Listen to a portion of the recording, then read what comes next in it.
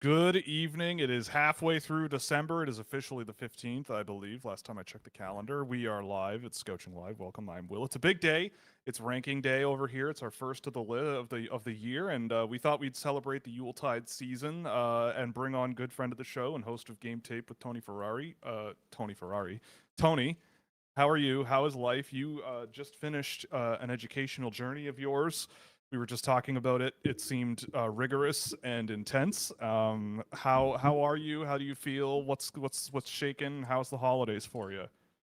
I'm good. The education journey is fun because the answers were in the questions most of the time. But yeah, no, it was a good time. The holidays are great. It's a wonderful time of year. World Juniors is around the corner.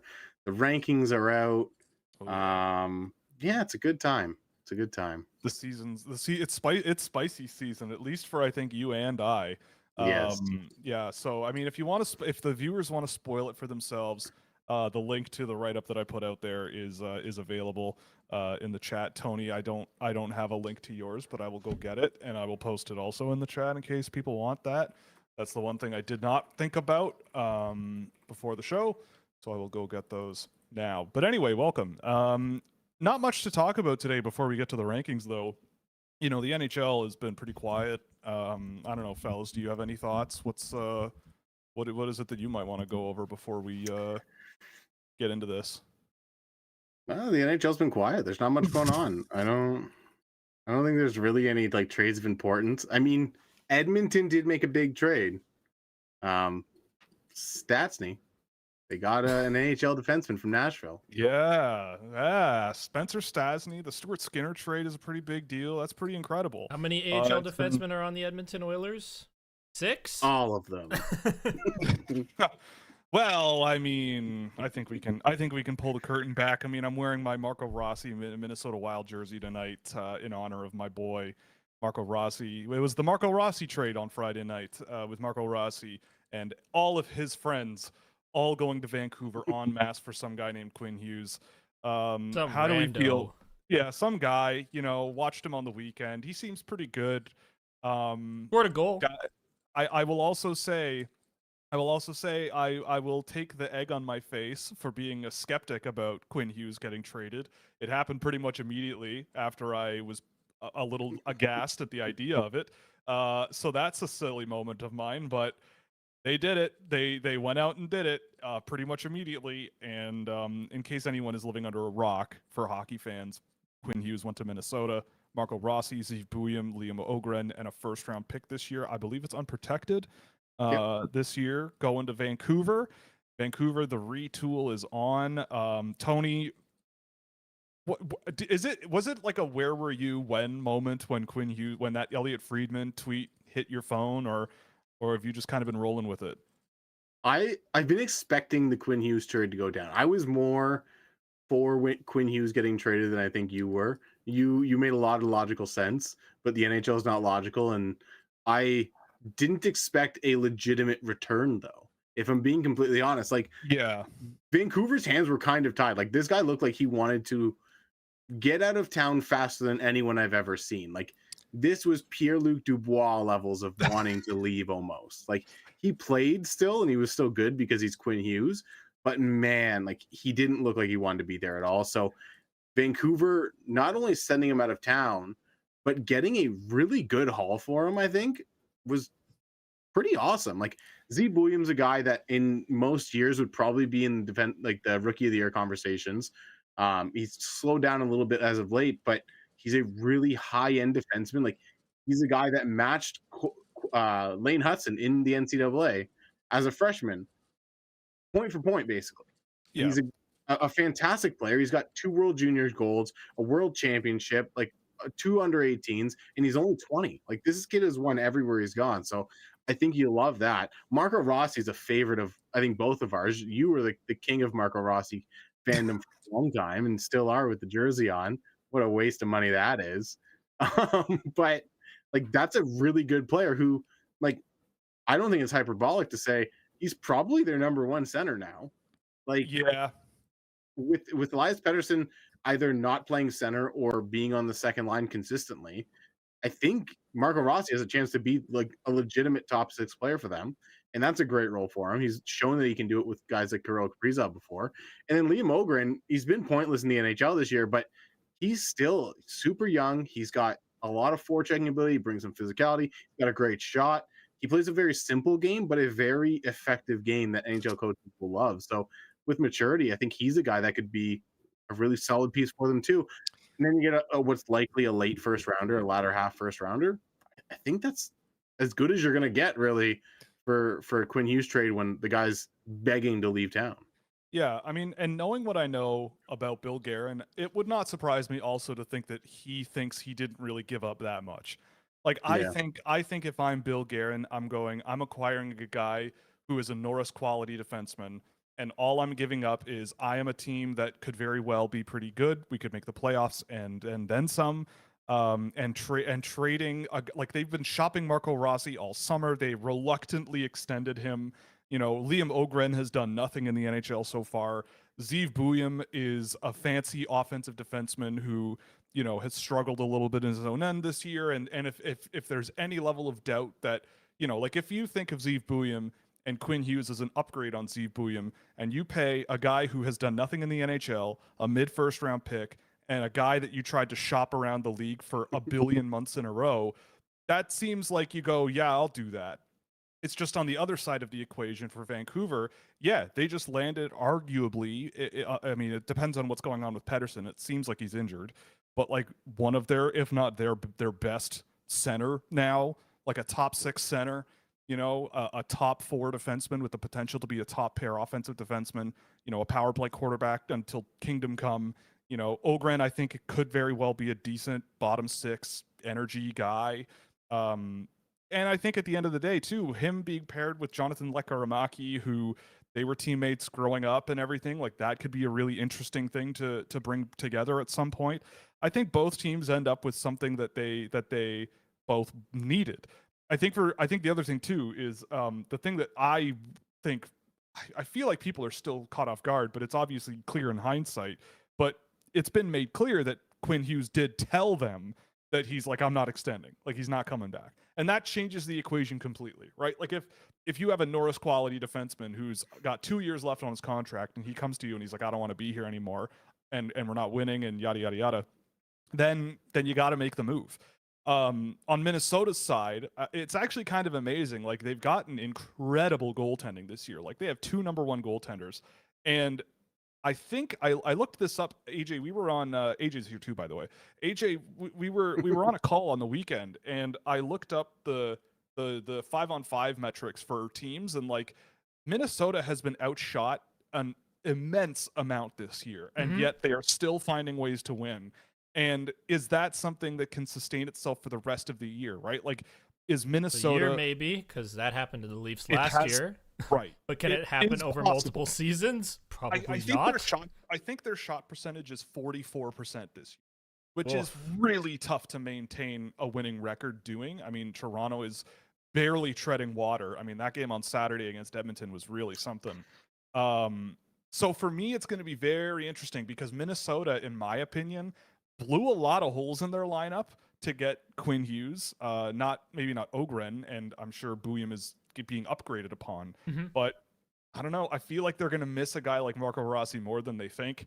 I think Vancouver. But he's small and he sucks. Will, come on. Right? Yes, of course. Right. Sorry. Yeah, I wasted my money on this jersey. How could I forget? But in any case, he's very good. He's very good. Yeah. He's good. He's good. And so I think Vancouver fans will like him. They'll fall in love with him if they haven't already.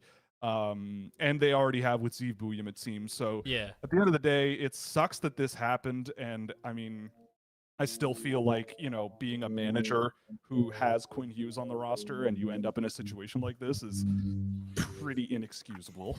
But whatever, you know, here you are, you made the trade and you got some good pieces for it. So good for them. And we'll see how it goes. Like I had a buddy who's from Abbotsford message me and he said, okay, so what is it with all these guys we just traded for Quinn Hughes? Am I allowed to be depressed? And I'm like, actually, it's not that bad. I really like Marco Rossi, man. Zeev Buium's really good. Liam Ogren could be a thing. You got a first-round pick out of it. Considering your situation, it's pretty good. And he felt a little bit better about it. Yeah, I mean, like, who knows who that first-round pick is in this year's draft? It's a good class. There's lots to dig into, and I mean, we'll get into it in a few minutes. But also the other thing we should cover before we get into it is the Buffalo Sabres firing their general manager Kevin Adams. I mean, I guess the only thing I really want to go over here is like the idea of what you do if you're Jarmo Kekalainen from here. So Tony, I've been talking a long time. You start the job tomorrow. What is your to-do list to get this ship turned around, or turned in general? Well, I think if you and I start the job tomorrow, we're doing very different things than what Jarmo Kekalainen's going to do. Probably. Yarmo's going to go and try to make this team tougher. He's used to dealing with the team that isn't necessarily willing to spend money at the top end of things the way Columbus was for years. And I think he's going to ride this year out. Like he has no pressure to do anything this year. If you look at their salary cap, you look at some of their free agents, and they don't have a ton of guys to necessarily trade. I think if I'm not mistaken, Alex Tuck is the biggest one, who could be a guy that maybe you look at trading. But what are you going to get for a guy that, I don't know? Like, I like Alex Tuck. He's a good player, but how much are you going to get for a guy like that? Are you going to change the franchise? No. So you go and trade him. You go trade some of the other like UFAs and stuff like Beck Mallenstein. On the back end, they've got Jacob Bryson. So it's not like they have this stocked cupboard of unrestricted free agents that they can trade from. So I think for him, it's going to be mostly ride out the year. Trade the guys that you can. If you can trade Tuck, trade them. And then go forward and start things over. And that begins at the draft. And as we know, Jarmo likes to go off the wall a little bit on the draft and choose some interesting guys. So my question for Buffalo Sabres fans is, who's going to be your Yegor Chinnikov? Like, who's going to be drafted this year that you're not expecting, and then he plays a middle six to bottom six NHL role, and you're satisfied at best with his game. Right. So I don't really know what the next step is for Buffalo, because you look at that team on paper and they have players. Tage Thompson is a great player to build around up front. They have guys like Dahlin, who's been in and out of the lineup because of various things this year. They have players to build around. My curiosity is, does he look at some of the young guys that they brought in over the last few years and go, I don't know if he's going to be what they thought he was when they drafted him.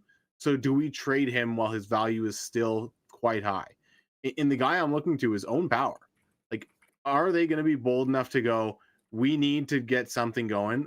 Is Owen Power the guy we're trading? Or who knows who they're going to look to trade? Because I think they do need to shake things up this summer. And I think it needs to be a statement player. It can't be an Alex Tuck, unfortunately, that gets sent out of the building to make a statement and change the way things are going, because this team right now is not in great shape. I think there are ingredients to something here. I don't know. I've said this for a long time. The big thing for me with Buffalo is like there's a certain unknowableness about what the hell is going on there, where it seems like they have for a long time had an environment within which people and players just kind of lose their mojo. And it's not because it's Buffalo, because Buffalo has had good teams in the past. They've gone to the Stanley Cup final. Like, Yeah. It is physically possible for the city of Buffalo to have a good hockey team. It's possible. But to me, I think it's a number of things going on. They've drafted a lot, and they have, I think, undershot on a lot of the guys they've drafted over the years. Like, they're not bad players, but they've undershot, I think, on a lot of them. Like trading a second round pick that became Cole Hudson for Beck Mallenstein is already looking a little bit sketchy. But but in terms of like fixing the team, it's almost like Jarmo Kekalainen is not a great choice, because I feel like you need someone completely out of left field. Like Kevin Adams was that in a way, but I feel like you need someone completely out of left field who can be a fresh look on this and go to the players directly and be like, look, clearly something's not working here. You can be honest with me, because I have nothing to do with putting you guys together. What the hell is going on? Let's talk about it and be candid and figure it out. And if you can, and if it's something as simple as, like, I'm thinking the scene from Moneyball where David Justice is trying to get a Coke out of the vending machine and he has to pay for it. It's like, if there's little things around the organization that are just beneath the rest of the league, then it's like, well, then that could be dealt with, right? Like complaints directly from players or something, guys who have left the team. Like, I feel like you need to kind of do like a bit of an exorcism to really kind of dig into what's going on here. I mean, I also still go back to like the decision making over the years, the little things that have added up, right? Like I went back and looked at who my best players available were in the draft over the years since for all the last 5 years, I think. And if I just picked the best guys on my list, this team would have Matty Beniers, Marco Rossi, and Murat Huzendinov as centers 1, 2, and 3 right now. Tage Thompson is there. Josh Norris, maybe he could also be there too. But in terms of draft picks, those are 3 really good centers to build around, and they are working with Ryan McLeod, who they got for Matthew Savoy, who was a top 10 pick. So to me, it's a weird scenario because I thought this team had the potential to like take steps in the right direction, but I look and I just see so many holes on the team as they are now that they still just haven't been able to elevate guys into. And I don't know what the solution is. I mean, do you think you can go for it, make a few trades, add maybe, I'm looking at their roster, like a winger and like a really good winger and maybe a center that can round out your lineup? And like they need, I think, like 2 defensemen, maybe 3. And like Yeah. you mentioned Owen Power. I mean, look, Owen Power has struggled. Like he has kind of been the same player as he has been since he came into the league, and you can even see Sabres fans kind of turning on him, where it's Yep. like he's 6'6" and there's not much defensive pressure in his game really at all. And that's kind of always been the issue, and that's kind of why I didn't have him at number 1 that year. So Yeah, I don't like know. Like, is someone going to come out and go snag? Is someone going to pay you a king's ransom for a guy like that in the second year of a 7-year extension? I don't know. Like Jarmo Kekalainen's got a tough job ahead of him. So I don't know. I'm curious as to what your thoughts are, and then we'll get into the rankings here. No, that's just it. Like you look at this team and there are pieces, like you said, it's like a puzzle that you got 2 puzzles and you just kind of mix the pieces together, and now you're trying to figure out how to put each puzzle together. And it's just such a disaster right now. And you mentioned that maybe stylistically that Kekalainen is not the right player, or not the right GM, sorry. And I think about the situation in Montreal where they brought in an agent. They brought in a guy that has ties to different players. He looks at things from the player's side of from the player's point of view in a lot of ways.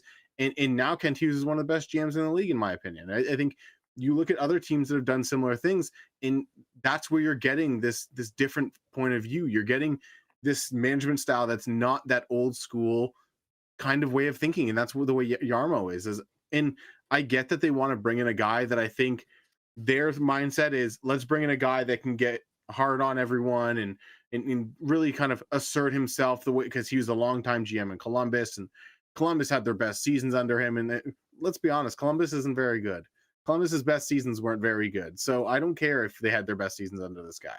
Like that's what I see a lot of Sabres fans thinking is their best seasons weren't. I don't care, man. Like that's like saying the Leafs' best seasons over the last 5 years were under Mike Babcock. Like congrats, like Sheldon Keefe, congrats. Like you didn't get out of the first round, man. Like Right. you're not doing your team a big service by giving them a guy that doesn't have the tools to necessarily work in the modern NHL. So I wonder how long this experiment lasts. I wonder if this is a cultural reset, and then they go on to the guy that actually gets them the next step, and maybe that's the case. But I don't know. Buffalo has a lot of work to do, and like I said, I don't know if maybe it's that Owen Power trade, or they try to somehow get out of Josh Norris because he's played like 6 games for the franchise since they traded for him. Like there's just been so many missteps over the last few years, and even when it seems like they make a good move, they get pie in the face. Like it's a really weird culture that they have in that franchise right now, and getting out of that's going to be tougher than I think anyone realizes. Will, you mentioned about like not being able, like Coke not being like having to pay for Coke in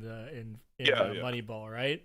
Is Jarmo? I think about that with Jarmo Kekalainen. It's like, wasn't this the guy who said that David Jiricek was acting like a child? Yeah. No, I think that was his coach. Was that his coach? Was that his coach? Or was that Yarmo Kekalainen? I don't remember, but like, but that was in the like. I'm just wondering, right? Because like, if we're talking, I'm not 100% sure on it. That's why I'm asking. but also it's like I feel the most important thing with the Buffalo Sabres is you have a clearly not great organization and people who don't want to work there. So how do you make it better to work there is exactly the way to look at it. And it's like I would go to every single player and say, hey, do you think you'll stick around? It's okay if you say no. I'll work my ass off to get you out of here if that's the case. And no hard feelings because you've been through enough if you don't want to be here anymore, right? Like this has to be a player's organization to an extent, you know, like you have to motivate your employees to actually go out there and get results for you. And the lack of palm trees has apparently been a problem for them that they seem to point to. But pine for Edmonton. But like, I don't make a ton of money where I am, and I love where I work because they listen to me. They care about me to an extent, you know. Like they take care of me as like my boss takes care of me as best he can. So I want to go out there and do a good job for my boss. I don't feel like the Buffalo Sabres have that, and that's something they desperately need, no matter who it is in the organization. I mean, look, I tell you what I do. I think. You know, we talk about this kind of thing all the time, AJ, on the show, and Tony, I'm sure you would agree.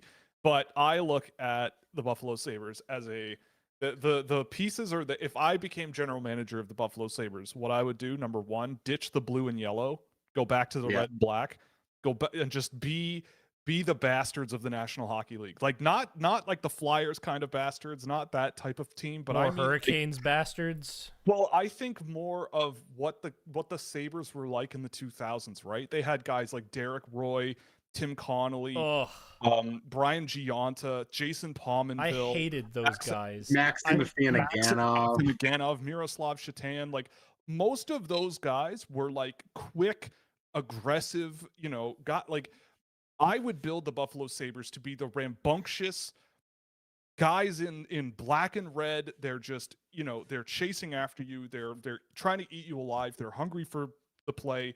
Like, I think that's the type of team that is like not there right now, but I think if you play your cards right with Buffalo, you could do something like that. And it would take, I think, a bit of a blow up to do it. But I think if you did that properly, you could have a really fun organization again. And yeah, like Michael Pekka is another one. He's not the biggest guy in the world, right? Like the Buffalo Sabres, you know, I think a lot of it comes down to, like, at least for me, maybe a little bit of an identity thing. I think that there is a marketing angle to this that I think could really shift things. I mean, look, I just think that it could be a really interesting direction to go. But let's move on because we do have a pretty big audience. Is it time to look at some of the guys you would draft if you were the Buffalo Sabres GM? Exactly. I will also say thanks for the super chat. Our favorite resident Brazilian is back in here again. Ben Kindle looking like a star. Keep getting better. What ceiling NHL comp do you see in Ben Kindle? I honestly don't know the answer to that question. I've been thinking about it a little bit in the back of my mind while we've been talking, and I don't really know. I mean, Tony, can you bail me out a little bit on this, or a ceiling? Like Ben Kindle's. So I think the argument that you and I had last year for Ben Kindle, and especially like you pushed Ben Kindle early on. I remember sitting with you at the Top Prospects game, and we had the conversation about Ben Kindle before the first game, and I was like, I don't know. He's a good player, but I've never loved any game I've had of him. He had a fantastic game that day. I went home and I immediately watched like 3 or 4 Ben Kindle games. And I'm like, oh no, this dude rocks. Like when he's on, he's on. And I think the thing we talked about last year after that was Ben Kindle has such a unique ceiling in that you see so many of the high end things that he does, especially as a playmaker with the vision and the passing ability that he has. And it's passing ability in all 3 zones. I think his ability to like start a breakout after collecting a puck in the defensive zone or create an offensive chance or do something in transition. Like there's so many things he's able to do with his passing game that as a playmaker, he has a really high ceiling. Is he ever going to be an elite player? No, but I think once last year you said Ben Kindle is basically like the B+ version of Michael Misa in a lot of ways. And I was like, I think that makes sense. I don't know if he has the scoring ability offensively as a shooter, but there's so many smart plays that he makes. Um, is he like a really solid second line center? Maybe. I don't know if he has the top line upside, but man, I think Ben Kindle's been so fun to watch this year, like defying expectations beyond belief. Yeah, someone mentioned Konechny in the chat. Like I also could kind of see a bit of that. Like you think he's a little less like aggressive. And you mentioned that as well in the comment. Like he's not as much of a pesky guy.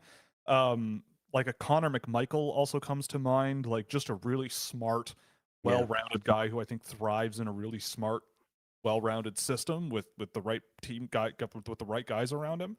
But yeah, I think he's a really good at the middle in the middle of your lineup somewhere somehow. I think he could be is already a pretty darn good ad for the Pittsburgh Penguins. So there's that as well. All right, let's do this. It's ranking time again. If you want, the ranking list for me is well, both of ours are in the chat.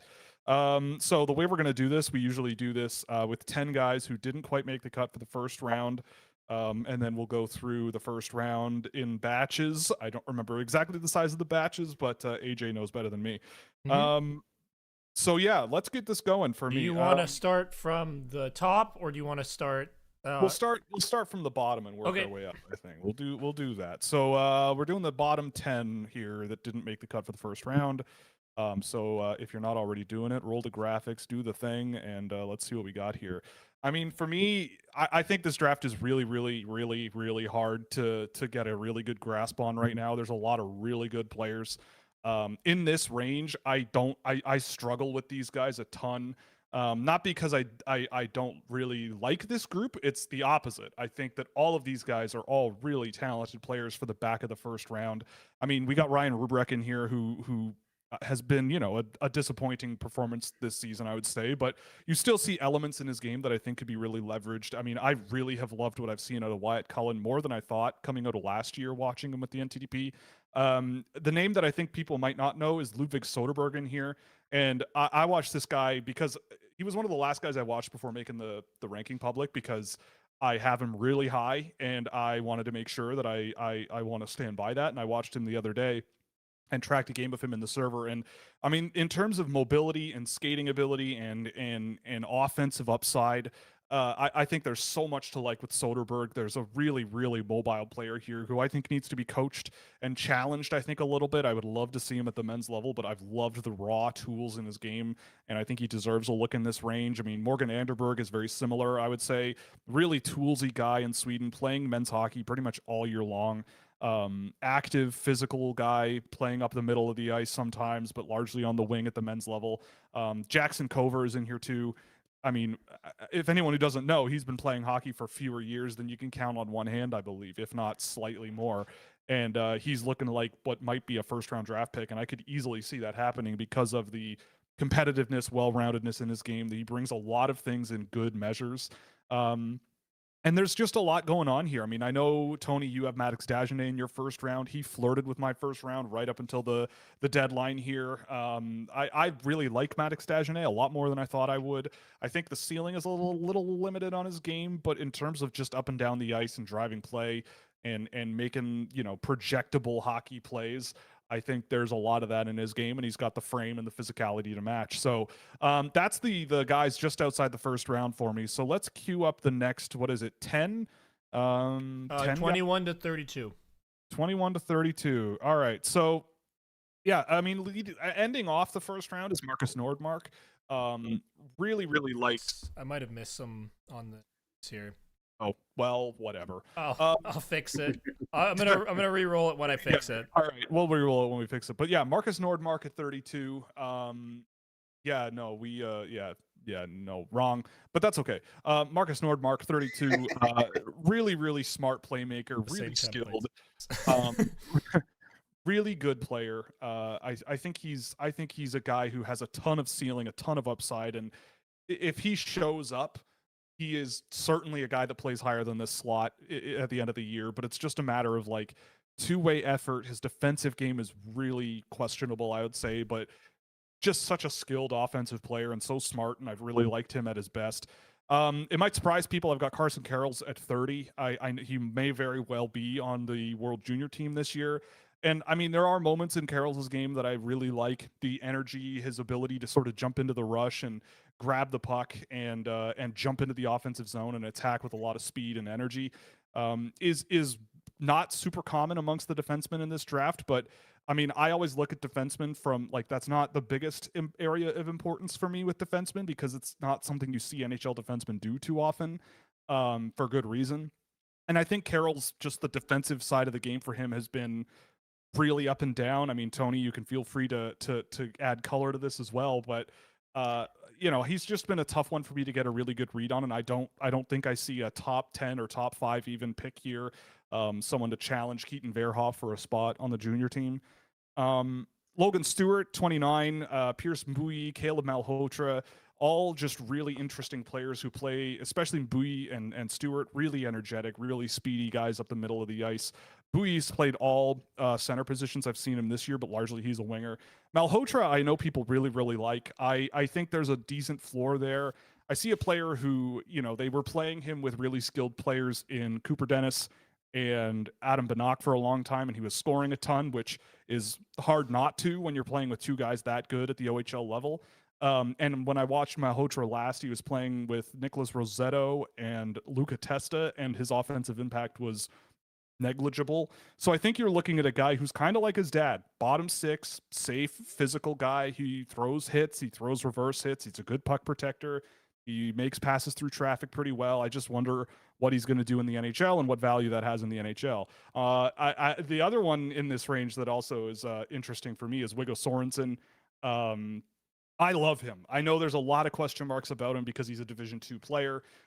He's a player who is on nobody's radar. He's had one under-18 international tournament, and I thought he looked great there. He's playing with Elton Hermansson, and I forget who else he was playing with. But I've really liked the explosiveness in his footwork and his skating ability, and there's definitely lots to like there. And then rounding out that group is Ryan Lynn, Ilya Morozov, Lars Steiner, Victor Plant, and Adam Nemec. I'd say the one that I've enjoyed the most recently is Ilya Morozov. Big, but really smart. I think he's a guy who just plays a rock solid game that I think I've enjoyed more than Malhotra for a role that I would say is somewhat similar at higher levels. He's not the best. He doesn't have the best surroundings, but he's an entertaining player to watch in his own way. I'd love to see him a little more confident in the offensive zone, but as a defense first guy, I think there's a lot to like there. He's a good player. So let's we'll obviously circle back to any of these other guys you want to talk about, but we'll go to the next 10? Is it 10? Yeah. 5, 10. Okay. Yeah, So the next I realized I downloaded the wrong slide. That's what it was. Who earns? It's okay. It's Proud okay. of you right there. Yeah, I'm terrible. But let's go to the next 10. I'm rolling it now. Yeah. Let's do it. All right. So this is just a fun group of players. I've really enjoyed watching all of these players at their best. Adam Novotny at 20, Elton Hermansson, Kasper Justavar Karlsson, Jack Hextall, Juho Piparinen, Casey Mutrin, Verdi Svensk, Ethan Belchetz, Malte Gustafsson, Oliver Suvanto, and William Håkansson. I mean, all of these guys, I don't know what to do with these players. There's so many different things to work with here, different types of players that bring things in a really high level. You have really smart defensive players, guys like Piparinen especially, but really high skill guys like Hermansson and Novotny, and psychopaths on skates like Justavar Karlsson. He's just an animal on the ice. Really smart guy in Jack Hextall. Ethan Belchetz is a real wild card to me. I really still don't know what to think of him, but I think that if things break right, he could be a really intriguing player. Same thing for Malte Gustafsson. I kind of go up and down on him, but I think if things go right, he could be a very interesting defenseman. Oliver Suvanto is just a walking refrigerator. I mean, he's just... I could easily see him getting drafted a lot higher than this. He's a big, heavy center who's really young, really smart on the puck. A better offensive player than you would think for a guy who looks like a bus on the ice. And Håkansson is similar. He's not as young as Suvanto, but he's humongous. But moves really, really well, has really good defensive habits, and I've really liked what I've seen out of him. So let's move into the 6 to 10. 6 to 10. Oh, so Håkansson is 10. There you go. Spoiler alert. 6 to 10. So Verhoff, Bjork, Smits, Reed, and Håkansson. Chase Reed, really fun player to watch. I still, again, like many other North American defensemen, I wonder about the defensive side of the puck on the rush. Tracking play. His footwork is a little bit questionable under pressure, but you can't deny the offensive tools, the upside with just how much he brings to the table in terms of puck protection and slinging passes and pushing into the offensive zone really well. There's a lot to like. Speaking of pushing into the offensive zone, you have Albert Smits. That's all he does, really. I mean, not literally, but basically he is Brent Burns 2.0, in my opinion. Like, you're looking at a guy who is a free cowboy man who will figure it out, I think, over time. But in terms of the ability to, I think his passing ability is really, really good. He's been a very reliable passer on the puck more often than not. Attacking the net a lot for a defenseman. And if you're tolerant of that and you can build a system around it that makes sense, I think you're going to be rewarded. Viggo Bjork, I have at 7, and I think that we're exactly in line in that range. I think Bjork, Smits, Reed, all back to back to back for both you and me in this range at 7, 8, 9. I mean, Bjork for me, I can't believe people are starting to write him off a little bit, because I've loved him more and more every time I've seen him this year. I had my doubts about him coming into the season. He is not the biggest guy. I didn't think his skating was particularly high level, but he has improved in that regard this year. I think he looks more and more comfortable in the men's level in Sweden every single time I see him. The smarts on the puck, his forechecking ability, he's a very, very involved transition player and by and large very reliable. And I think he's gotten more and more comfortable in the offensive zone at that level, which is not an easy thing to do. And Keaton Verhoff's the last name on my top tier, and I think Verhoff is going to be. I think Verhoff is going to be. Oops! I've just got a message that my Adam Gollier write up did not save properly, and it is still Theo Stockselius from last year. So we'll fix that after the show. Keaton Verhoff, yeah, he's the last name in my top tier. A really intriguing player that I could easily see going first overall by the end of the year. I think I need to see some growth in his game and some development in some shaky areas right now, but I am totally okay with him at the end of the season being the first guy off the board. I could very easily see it if things go right. I'm excited to see him, assuming he makes the World Junior team. And I'm sure we'll talk about him because he's relatively low on my board relative to other people. So let's finish this off here, and then we'll get to the discussion. AJ, so fire up the next one. Is it the last 5? Yep, oh, last it is. 5. Okay, so the last 5. Again, including Verhoff in this, I don't know at this point. None of this is for sure. I think the only thing I say I would lean towards is shuffling Stenberg up to 1 and moving Preston or Villeneuve down, or both, or whatever. I don't care. Tynan Lawrence is knocking on the door of that trio, I would say, for me in my books.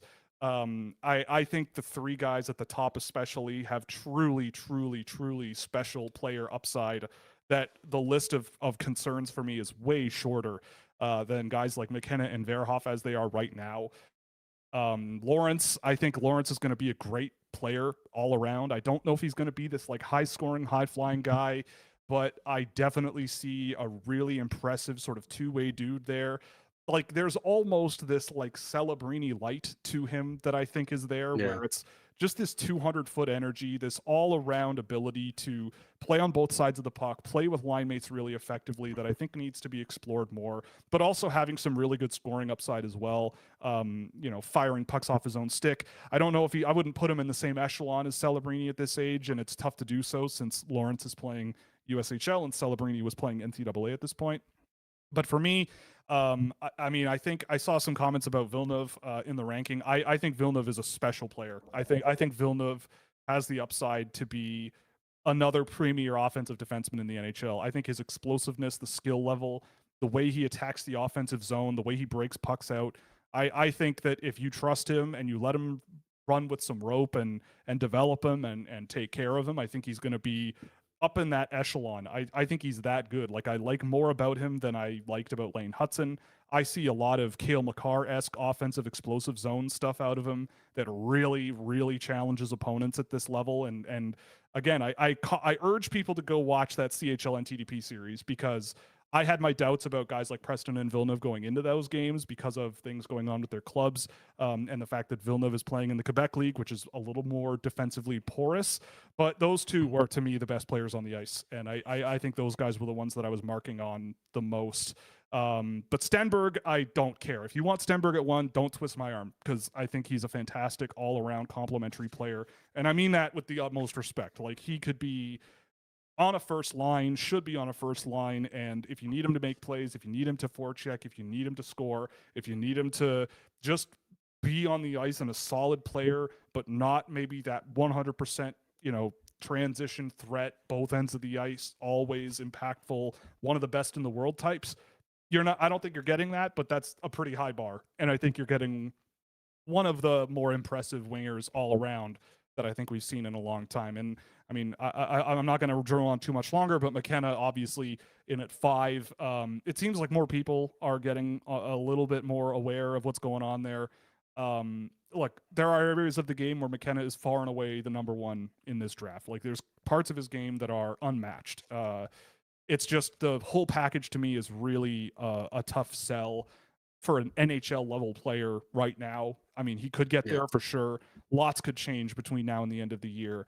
But I really, really, really do think that, especially considering the age difference, you've got Lawrence and Preston, who are both very young for this draft class, and Verhoff for that matter.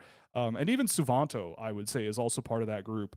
All guys who I think at the end of the year could have really strong back halves and really make waves. And I think more people might come onto my side of the equation here a little bit, but I don't know. Whatever happens, and I'm cool with whatever comes out the other side, because I've done a lot of work to put this together, and so yeah, that's where I'm at, and so again, top group is really, really strong. I don't know what I still don't know what I think for sure, and I mean, it's only December. Second group is also really strong, I would say, and third and fourth groups are very interesting, and I'll say this, Tony, we'll start the discussion here. Like, at what point for you on your list are you looking at guys and going, all right, now's kind of where I'm looking at the guys that are on my list and going, yeah, I could see a chance with that they don't quite work out. I'm okay with that, but they're just fine, as opposed to like above that line. It's like, I really just am curious to see what happens with these guys, and I think there's a lot there. It's interesting because there are certain guys on my list that I think I took a bit more of I put my neck out there a little bit more for, like Adam Valentini's at 17 is 16 on my list. I think he's a guy that I think a lot of people have at the end of the first round or outside the first round. I mean, Central Scouting had him as a W, as a watch list player, which I think is asinine, but it's Central Scouting and sometimes they do that. So I think there's guys like Jack Hextall, who I love. Jack Hextall, he's absolutely fantastic. He's at number 14 on my list. He's a guy that I think is just so smart. He's always making the right play. He's such a good offensive generator. He's not necessarily this like super creative, overly dynamic player, but he has that skill. He has that processing ability that allows him to generate offensive chances and everything, and move the puck up the ice, and even play a pretty solid defensive game at times. It's hit and miss because he's a young player, and a lot of times that's the case. But there are flashes of really solid defensive decision making. And I think once you get to that mid first round, that 15, 16, 17 range, that's where you start to go, like, maybe I say that, but like I look at a guy like William Hawkinson and Adam Novotny at 18, 19 on my list, and I'm like, I don't know. I feel like those guys are pretty solid, safe bets to be NHLers. So I think really you're looking outside the top 20 where you're starting to get guys that you're taking a bit more risk on, or you're going, maybe they don't pan out the way people think. I look at a guy like Pierce Mwoye, who you talked about glowingly. I love this kid. He's in my first round. I think he's a lot of fun. I could see NHL coaches being like, maybe he's not my cup of tea because he's not necessarily the refined player that they want necessarily.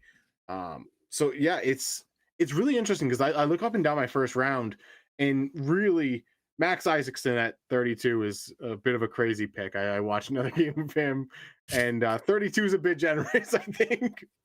But I still love the kid. Like, I love what he could be. Yeah. I love what he could be. There's a ways to get there, and I think that's kind of where you're at. You get to the second round, and that's where you start to get to these guys. I think this is a really solid draft. Like, I don't think we've had a draft where I'm this confident in the mid to late first round as I have been in a while. Because I mean, whether it's a guy like Caleb Malhotra, even a Carson Carroll's, like you talked about having him at 30, I have him at 26. We are both the low end of the totem pole with him. Right. And I still think he's a guy that could be a solid NHLer one day, maybe. So Yeah. this is such an interesting draft class because there's a lot of really solid players. You talk about a guy like Casey Mutrin who brings that physicality, kind of has that power forward edge. I don't know if it was you or someone else I was talking to where someone brought up the question to you of who's the Matthew Nyes of this draft, the guy that maybe the offensive numbers aren't quite where you'd expect them to be, but you wouldn't be shocked to see him being that kind of third guy in a top 6 line, being really productive, using his physicality, using his power forward game. And Casey Mutrin could be that guy. Like, there's a lot of really fun players in this draft class.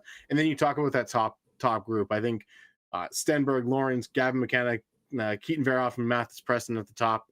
We have the same top 5 in a different order, but man, like that, it's a really fun draft, man. Like, this is a good draft at the top. I think whoever ends up getting that first overall pick, I have Stenberg and Lawrence at 1 and 2. You have Villeneuve up there, who's a little bit lower on my list, but geez, man, like there's a lot of really solid players in this draft class, and I have Villeneuve at 10, and I think that's a guy that you talked about. He has some special offensive skill. I think he's probably going to end up moving up my board as the year goes on. Like, that's just kind of the reality of it. He's a dynamic offensive talent. I am always going to be hesitant on the QMJHL guys. My last couple games before I did this draft ranking, he had some questionable moments in the defensive end. But then there are these other moments where he uses his skating to defend, and I'm like, do more of that. Like, stop listening to whatever your coach is telling you about getting in on the body and being this like trying to be a physical presence. Stop doing that, because when he tries to do that, he's a terrible defender the way people want to frame him out to be. But like Lane Hudson has started to develop in the NHL, when he skates to defend and he skates forward defending, that's where you see the really high end moments defensively. So I think like that top 10 is really solid. Talk about guys like Malte Gustafsson. You talk about Oliver Savanto. Like, there's so many players in this draft class that I actually really like. And I think early in the year, you and I had a discussion where it's like, last year especially early in the year, by the end of the year, we found guys we liked. But early in the year, those October, November, December months, we were like, man, we're at 14. We're trying to figure out who we like. And this year, I'm at like 35, and I'm like, yeah, I guess this is where I can put JP Hurlburt, who's like fun and he has some skill, but like I don't know if there's an NHL player there, but like Right. the potential in those like moments of offensive brilliance, you're like, okay, maybe that could work out. Maybe we do get that kind of player. And I think it was Joel Henderson who said that JP Hurlburt is a bit like Andrew Cristal. And that's kind of the range Andrew Cristal went, is that in that late or early second round. So I don't know, man. Like, this is a good draft class. I like a lot of the players on this list. And I mean, you go outside the first round and there's guys that I really like as well that I acknowledge have holes, but like Landon Hafele, like I love watching this kid play. Like, he's got a motor on him. He's so fun. You talk about Vigo Sorensen. Victor Plant is a fun player. I love him. He was fantastic in that NTDP series. Mikey Burchild's another fun player on that US NTDP team. You go deeper, Alexander Command, Ilya Morozov. Like, there's some really fun players in this draft class. Yeah, I mean, I was just gonna like I'm scanning up and down my list, and like I try to look at like the point where I kind of stop going. I could talk about this guy for 5 minutes. Like, Yeah. I could say things about this player that I am genuinely curious and excited about for a long time. And I think all the way up until the end of my second round, I'm looking at guys where I'm like, yeah, like Yegor Shilov. I have him pretty low, but there are things about his game that are certainly high end. I have Rudolph's Burzkalns, and every time I've seen him play, I've really liked him with Muskegon as well. Like, but he's a see what he's like in 5 years type. But I really like what he brings to the table. You mentioned Alexander Command. Landon Amerheim in Calgary, I've really liked this year. At times, he was in my first round this year. Even like Brady Wasselin, again, like there's a lot of Yeah. guys on that there's a lot of guys in that range that I think are kind of long shots to find an NHL role that will give them the ice time and the opportunity to realistically produce like they're going to probably be required to be, because I don't think guys like him or Hurlburt or even Halfley or Klepov or Isaacson or Zajic or Shilov are going to, they're not going to be these guys where it's like, oh, okay, a top six job didn't work out. Probably a bottom six job will be okay for you, and you'll find a way to eat some minutes and figure it out. I just don't think that that's a real possibility on a lot of teams. Maybe I'm wrong, but when I look at a lot of these guys, though, other in other areas, right? Like I've Samuel Lowry in the second round, and I've really Yeah. liked what I've seen out of him. Just a really smart, capable, all around defenseman who's also pretty young. You know, Oscar Holmertz, again, I think he's a bit of a long shot, but like him and Thomas Vandenberg are just really smart players, I think, who have a really good sort of two-way game, and it's just a matter of like how much they can explore and push their envelope this coming season. I mean, this is kind of a joke at this point, but like I threw Ivan Fomin in here.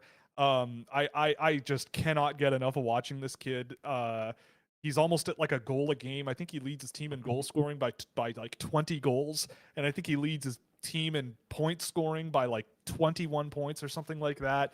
And it's just insane to watch him do his thing on that team, because there's not much for him to play with, and he still manages to do a whole bunch on his own, and I would love to see him at higher levels of Russian hockey. But he just seems like an absolute riot, and I would love to bring him over to North America and just pick his brain, see what he can do at this level, not at the NHL level, but see what he can do, you know, against at a rookie camp or something. Like see what he does, because I feel like he would show up and get on the internet for some of his capabilities, because he is electrifying. And but I mean, you know, like I think even yeah, like there's just so many players this year that I've looked at, and it's part of the reason. Like usually, I think last year I put a ranking out in November, because like you said, we were kind of sitting here going like, well, like, yeah, I don't know. Like there's a lot of third line centers this year, which like I don't really know what to do with that, right? Yeah, And I think guys even towards the end of the year, like someone asked what kind of draft this is when I was on the stream with you, and I said this is a really good filler draft. It's a great draft to yeah, fill out like your middle six and like your second and third pairing. Like you're not getting those top end guys for the most part. Like outside the top few guys, you're not getting anyone that's bringing excitement. Like they're the second or third best guy on the third line. Like that's what you're getting. yeah, And this year, there's guys that yeah, maybe they're third liners, but they're the guy on the third line, right? Like right. they're a guy that could be a legitimate second liner.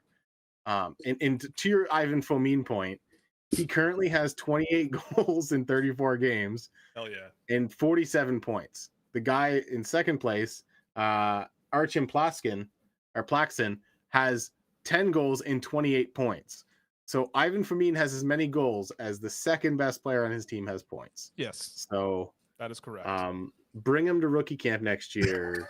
Insert NHL team. Like I keep thinking this too. Now that there has been change in Buffalo, and like there, you know, there's, you know, I mean, obviously Jarmo Kekalainen is the new general manager, but if my phone rang and I'm the Buffalo Sabres new GM, there's a lot of guys in this draft class that if I could just have 10, 12 draft picks, I Yeah. feel like you could build a really really fun group of hockey players out of this draft. You might not, I don't think this is going to be a draft where you end up with your next number one center unless you are drafting potentially a Tynan Lawrence, maybe if things work out. Like it's a pretty light year, I think, for guaranteed bona fide centers, unless you want like a decent third line guy like a Malhotra. Maybe he can push higher than that, but I don't know about that. But I don't know.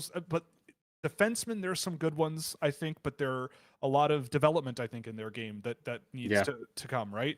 I think though that if you just want, you know, if you're drafting, let's say 5th overall or whatever, and you get yourself a, you know, a Villeneuve or a Tynan Lawrence or something, or a Mathis Preston maybe, and you have picks just out the wazoo because you've rebuilt a little bit, and it's kind of like was it 2023, I think, where there were a lot of guys in the second round who were just a lot of fun and just really really exciting players. Like I'm thinking like an Oscar Fisker Molgard, Denver Barkey, Luca Pinelli, Like all of those types of players, I think were all in the same draft class. They were all sort of late first, early second on my board, I think.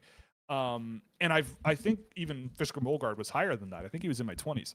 And like all of those guys were second round picks, and it was just a ton of fun watching a lot of those guys that year. And I feel like we might be looking at the same thing this year, right? Like again, like I'm surprised there. I mean, I know Logan Stewart's not the biggest guy in the world, but he is an exciting player to watch. And Nicholas Aram Olsen, even like as a complimentary, just fun, skilled guy, there's something there. And I was kind of ready to write him off at the beginning of the season after seeing him a little bit, but he seems to be, there's limitations in his game, and I think there's a risk that he doesn't turn out as an NHL player, but there's just a good fundamental level of skill that's really, really strong with him. I mean, like I said, like we could talk about these guys all day because there's just so many. And like even further down the board, like these guys that I've kind of just thrown slots at that I've seen over the course of the year, like Noah Kozik, Yeah. Ryan Brown and Sarnia, I've really liked. Joe Aginla, I've also really liked. One of the guys I've recently watched that I put on here that I've not desperately, but definitely wanted to make sure I threw out there was Braden Thompson with Youngstown. Yes, he's a 5'8" defenseman, so like get your jokes in now. But like this kid is like, I've been watching him since he was 15. He is an electrifying, high end guy who I think is not really getting the reps. He's playing like bottom pair depth minutes for Youngstown. And he just is all over the ice. He's exactly what you were talking about with those guys who are undersized defensemen, but they are really high end skaters. Like their skating ability, not just speed, but like the mobility and the ability to cover ice. It's good enough to make it work. And I think that, obviously he's not a guy who's likely to be drafted, but it's all the way down the list for me watching. And I'm looking at these guys and I'm going, oh yeah, like I do kind of like Joe Aginla. I do really like Cruz Paveo. I do really like, Thomas Galvas is still draft eligible and he's still on my list. I have seen things out of Vladimir Dravechki that I like. I've seen things out of Lincoln Keane that I've liked, and I thought he was good at that CHL series. Like it's just a crazy, fascinating season, and it's nice because it's been a couple of years, I think, since we've had something like this. I could be wrong, but I feel like I have a pretty good grasp of my emotions. And over the last few years, I haven't felt this way. You know what I mean? it's No, it's to your point on that 2023 draft. So in the fourth round, we saw guys like Luca Cagnoni, Luca Pinelli, a Jacob Stonsel, who people like, Cole Knuble, who people liked, Jesse Nurmi, who went in the fourth round. In the third round, we saw Idar Suniev, forever the love of this channel, Nick Lardis, Hunter Brusinski. In the second round, Gavin Brinley, Michael Robel, who's a goalie that everyone seemed to love despite my absolute distaste for him, Anton Wahlberg, Felix Nilsson, the Oscar Fisker Molgard, Martin Misiak, like Bo Akey, like there was Lucas Dragasevich, Kerry Tarrant, like there was a lot of guys. Felix Ungersorum, who Carolina almost let me make the team immediately, which was crazy. Grayson Sachin, Riley Height, like that 2023 draft had a lot of really good players go late. And I think we could be seeing a similar draft this year because there's always going to be the team that decides we're going to draft the 6'5" center that played in Brandon and whoever, right? Like it's just going to be that guy. But there are going to be teams that are able to take some risks. And if Buffalo is, like you said, Buffalo ends up building up those draft picks, like you said, they could be a team. I mean, maybe not with Yarmo, but that's why you want somebody forward thinking in there so that they could go and say, you know what, we got that top 10 pick, and then we got a late first round in a trade, and we're trading back twice, and we have 3 picks in the second and 3 picks in the third now, and let's just like go ham in those rounds and really, really draft some high end fun players, because I think you need like a guy like Ivan Fomin, or like let's like just to come into camp and like push guys, like show that like that guy has just as much a shot as player X that you drafted highly. Like I look at a guy like JC Lemieux who could come into a team Yeah, and just outplay people simply because of the way he plays. right. Like I think you need a few guys that are going to go do that and outperform. In maybe you reward them with a few NHL games when they don't actually get any long term, but you show that this is going to be earned and not just given to the guys at the top. And I think that's also been a problem with certain teams. Yeah. So let's pivot back to, you just said the word top. So let's go to the top here. You've got Ivor Stenberg at number 1. I understand that completely. I'm not going to yell at you. What is it about Stenberg that you see that if you had the first pick this year, you look at him and go, yeah, you're the guy? Like, what is it about his game that brings you to put him at number 1 in a class like this? With Ivor Stenberg, I don't know if there's a game that I've watched of him where I go from front to back, that was a bad game. Like this is a guy that if X trait isn't working, he can pivot to Y. Like if his A game isn't working, his B game is as good as any other player in this draft for the most part. Like he is a very well-rounded player. You need him to go forecheck, he can do that. You need him to be the setup man, he can do that. He can score. He's able to do so many things so well. And I think just seeing how comfortable he is at the SHL level and how integrated he's become in that lineup of just being able to step in no matter who he's playing with. He's played with a variety of teammates on that SHL team this year. He is going and being an impact player. And it's not always the goal scoring impact. His offensive numbers are off the charts this year in terms of draft eligibles. He's pacing to be the most productive draft eligible in SHL history, ahead of guys like the City and Twins, ahead of a ton of other high-end Swedes. But when that's not working, he's able to pivot and go do other productive things. And I think that's such an important trait for an NHLer to have. I know everyone's yelling about Austin Matthews this year, but his ability to pivot and go and play a defensive role and shut down the other team's top center is so important for a guy like that.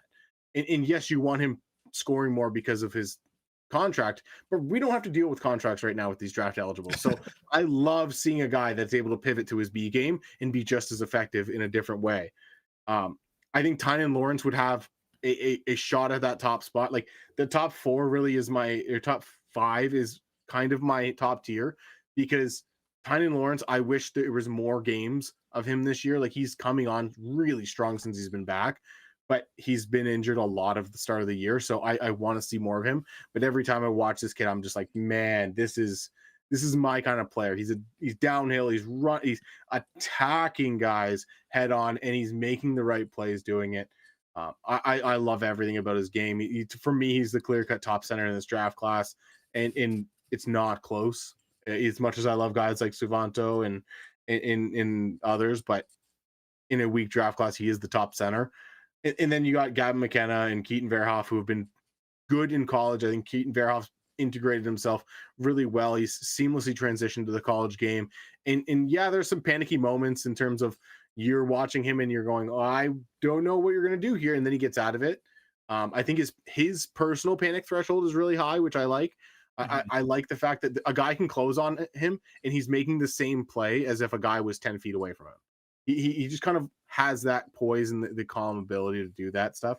And then with Gavin McKenna, like you said, there are things that this guy can do that are head and shoulders above anyone else in this draft class. His playmaking, his passing, his ability to kind of slow the game down offensively and just pick apart his opponent, especially on the power play. It's unreal. Like it's going to be so fun to watch him at the World Juniors, because if teams take penalties against Canada, he's going to feast. Don't do that. But like one thing that Canada's always done is take a ton of penalties. So if they do that, he's not going to get on the ice. And that's kind of his weakness, is you cannot rely on this guy in the defensive zone. You can't rely on him away from the puck. There are so many times, like I've watched so many Gavin McKenna games where the puck is in the defensive zone for 30, 40, 50 seconds. And I'm like, I do not see Gavin McKenna. Like, and then it zooms out because there's a pass up to the middle of the ice and he's just vibing, just hanging around the center ice line. Like, I think a lot of the things that people were concerned with Matvei Michkov a couple of years ago, we're seeing with Gavin McKenna. But because he's not Matvei Michkov, he's Canadian born and bred stallion of the West, Gavin McKenna, Northwest. We're excusing them. And I think we're starting to see some of the people coming around, and not only myself but you. I think Pronman had him outside of the top spot. Like I think Promin had him lowest out of anybody that wasn't us at Yeah. 4. I think. So there are people that are moving him out of that top spot. His top end skill is unreal. He could go first overall, and I would go, I see the vision that you have for this guy. There are holes in his game though, and I think that's something that people aren't talking about necessarily as much as they probably should be. But then you get guys like Mathis Preston, who's just a pedal to the metal, fun player to watch. He creates so much offensively. He's able to kind of drive play from the wing, and I really love that. Ethan Belchitz is the surprise of the year for me. I'm just gonna say it. I came into the year so low on Ethan Belchitz, and the way he's proven me wrong. Listen, I still have my concerns. His skating is still subpar, but it's gotten a lot better. He's a guy that I think some of the skill, the biggest thing with his skating that I hated last year was it was so clunky and unorganized. There was zero ability to control both feet at the same time. This year, there's more fluidity in his game. And I think that's the biggest thing that I noticed in his game. And I think that's where I want to see more from him. With that said, sometimes the stop and starts are a little concerning. But he's a guy that I think you mentioned you have like this when he's good, he's very good. When he's bad, he's not noticeable. And I think that's still in his game, but some of the games I've seen, he's really noticeable. I will say too, for the audience, that's Tony's neck of the woods. So you probably have been exposed to Ethan Belchitz quite a lot over the last couple of seasons. I've seen Ethan Belchitz a lot over the last few years. And you can see him even more in our game tape episode. He was the first game tape, and good kid, like smart kid, like really community focused. He's like he knows where his weaknesses are. And I think that's always a big bonus is when a kid knows what his weaknesses are. And I think he did a really good job in the game tape portion. I like Ethan Belchitz. I think he's going to be a good player. I still don't know where he ends up in terms of where in the lineup, because he has the skill to be a top guy in terms of the top 6, but I don't know if his skating will be able to keep up with that. So it's going to be interesting to see, because he's a very, very interesting player. Yeah. I'll also bring this up because someone mentioned it in chat a long time ago, but Albert Smits, we both have him in the exact same spot. Someone asked about differing opinions thanks to his decision making.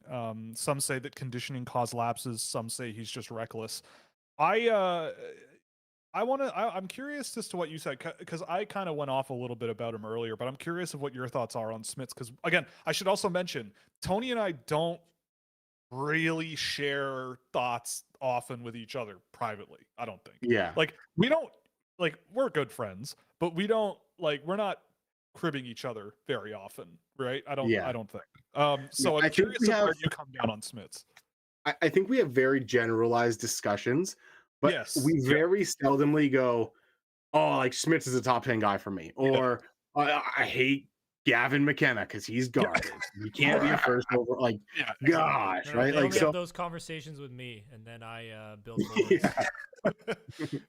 And do it wrong sometimes. Sadly. No, with Smits, like they may not be a player in this draft where I'm just like, I just vibe with Albert Smits. Like this dude, I want him to be a thing so bad, because all of the little pieces of his game, all of the tools, the skating, the offensive daring, the kind of the creation he has, pinching it on the backside, some of these things. I love so many elements of his game. Even some of the defensive things that he does. I'm like, man, like if you sat down with me and I showed you, like, instead of doing this, do that next time, and he consistently does that, I think he'd be really, really, really good. There's a lot of work to do with Smith, because I think he is probably the most raw player in my top 10. But man, like this kid, he has so much going for him in terms of upside and ability and what if, that I have a really hard time passing on him in that range of defenders that I have at the end of the first round or end of the top 10. Like I have Smits, Reed, Villeneuve, Gustafson, all top, like all back to back to back. And there's a reason Smits is at the top because I think Villeneuve has a more surefire offensive game, but I think Smits has the ability to be such a well-rounded, like two-way defenseman that can do so many things. But there's a lot of work to do because there are still some lapses in judgment that I go, no, we're gonna ignore that last shift because this next one's crazy. Yeah. Hold tight. Hold on. Hang on. Let me show you this clip, bro. I mean, I think with Smits, I would agree on a lot of that. I think with him, I think his defensive game is better than advertised. I think that he's Yeah. a guy who he's getting. I mean, the thing I think is really major is what's been really interesting is when I first saw him this year, he was playing junior hockey, and that was hilarious. Like that was a joke. Yeah. He was doing whatever he wanted, and it was just not a challenge. And for a guy like him, it was fun, but it was not a very. If he did that all season long and had 100 points in the Finnish Junior League, I feel like we would be a little skeptical. But in the top division, like Jukurit is one of the worst teams in Liga. He is spending a lot of time in his own end in the last couple times I've seen him. And so he's getting a lot of reps when it comes to tracking down cycles, breaking them up, you know, applying himself physically, you know, playing along the boards and breaking the puck out. Like I think a huge thing that he does better than I expected is those short to mid-range passes, you know, and I can't get the thought out of my head watching him that he's kind of what I saw. He's kind of what I see in Smits is kind of like what I think a lot of people saw in an Artem Levshinov. Like Yeah, I was gonna say that. I think there's a Levshinov style defenseman here, but I buy the hype on this guy more. Like I think the skating ability is better. I think the judgment calls are better. The defensive game is a little more calculated. I think that the offensive zone play is I think he picks his spots a little bit better at this age than Levshinov did. You know, and I mean Levshinov's turned out to be a fine NHLer to this point, but I think with Smits, I see a guy who, again, like I think he reminds me so much of like a Brent Burns style guy where he's this big, rangy, you know, solid passer who can jump into the offensive zone and you know, he needs the right surroundings. Like if you're drafting Albert Smits and going like, I can fix him and I will turn him into Alex Petrangelo, it's like you're not, I think you're doomed. But if you're drafting him and you go, well, you know, we've got a few guys already on the roster that sort of play this more reserved two-way thing, and our cupboard doesn't really have one of these like sort of offensive guys, and he's not 5'9", he's not this like undersized guy that gets pushed around, he's not small at all. You know, I think there's a lot of things in his favor that if things break right, he could be a really, really impressive player coming out of this class. Like I've really liked almost every single shift or two out of him, you know, that I've seen. And it's much more like it's one of those things, and I think the same kind of thing can be said about a guy like Villeneuve or Preston. And it's if you and it's why I kind of do the work I do. It's like if you watch a guy and you spot something that you don't like, it is really easy to file that away and go, well, I'm scared because this thing happened. But it's like, think about all of the times that things have been tilted in the positive direction. Think about all of the times where they are trying something and you go, well, I don't see many guys in the draft class do that, right? Like I don't see very many guys with that level of talent and that mentality. And I think he's one of those guys. Like I think, and again, in this draft class, there's a lot of guys kind of like that at the top end, but I think he's a really interesting example of a guy who, you know, someone asked about him in the chat, and I think I'm less concerned than what I think that is insinuated in that question. But I mean, it's not nothing. You know, there is stuff there that needs to be worked on, but I think a lot of it comes down to him being willing to try stuff and pay for it sometimes, as opposed to be a safer, more boring guy who I think stifles his offensive game long term because it's so much fun watching him bust up the offensive zone and, you know, get that wide skating base, protect the puck, go to the net, wrap around the back, attack the front of the net. You know, all this stuff where you're like, hell yeah, dog, you do you, man. You're a rock star, and I love it, right? Like I don't know, I'm a huge fan of him. And one thing I want to point out with Albert Smits is he has 12 points in the league this year, and only one of them come on the power play. which is equivalent to the amount of points he has on the penalty kill. He has 10 even strength points at the legal level as a defenseman, and he is just a dude who's vibing out there. Like, you talk about how he attacks the net, he goes and he skates around, he's a confident puck carrier. Like, these are things you don't see from a guy at 17, 18 years old against pros. So I think there's so much that I really want. I want so much development from him because I think he could be such a really interesting two-way defender. Because, like you said, his defensive game is better than people give credit for. His offensive game is fun to watch. And I think like he has the tools to back it up. And like you said, he's not 5'9". He's not your Youngstown defenseman that's 5'8" or whatever, and kind of concerning that way. He's a 6'3", 6'4" defenseman, over 200 pounds. Like, this is a beefy kid who can do a lot of the fun things we like from those smaller defensemen. I mean, think about all the time. I'll finish on this with Schmitz. Like, think about all the times over the years we've looked at European teams and going, man, they're not playing the 17-year-old. They're really not playing this 18-year-old kid. And they like, why aren't they doing this? Why is this happening? This kid probably should be playing. Like, he's a high-end prospect, yada, yada, yada. Albert Schmitz, since October 1st, has played fewer than 20 minutes in a Liga game. 1, 2, 3, 4, 5, 6 times. And since November, it is once. Like, he is playing 20 minutes a night in a men's league, and it's not a joke, on a team where they are getting caved in recently. Like, they have won 2 games since November 1st, and I don't know what you're supposed to do in that case. I mean, he's also a guy who also played on the Latvian men's team. Like, he will almost certainly, I would say at this point, be at the World Championships for Latvia. He's going to play. Him and Daros Ulyanskis, I think, are going to maybe play 30 minutes a night for the Latvian junior team this year. And I mean, if his junior hockey tape that I've seen this year is any indication, he's going to have a lot of fun at the World Juniors, I think. And he's going to be a tough guy for especially those like mid to lower end teams to get a hold of, because he's big. He's a really strong skater. I think he's a guy who moves the puck really, really well. Like, he's a really hard guy to get a read on. And I mean that in a good way. So yeah, I mean, I think that there's risk there, but I'm a huge fan.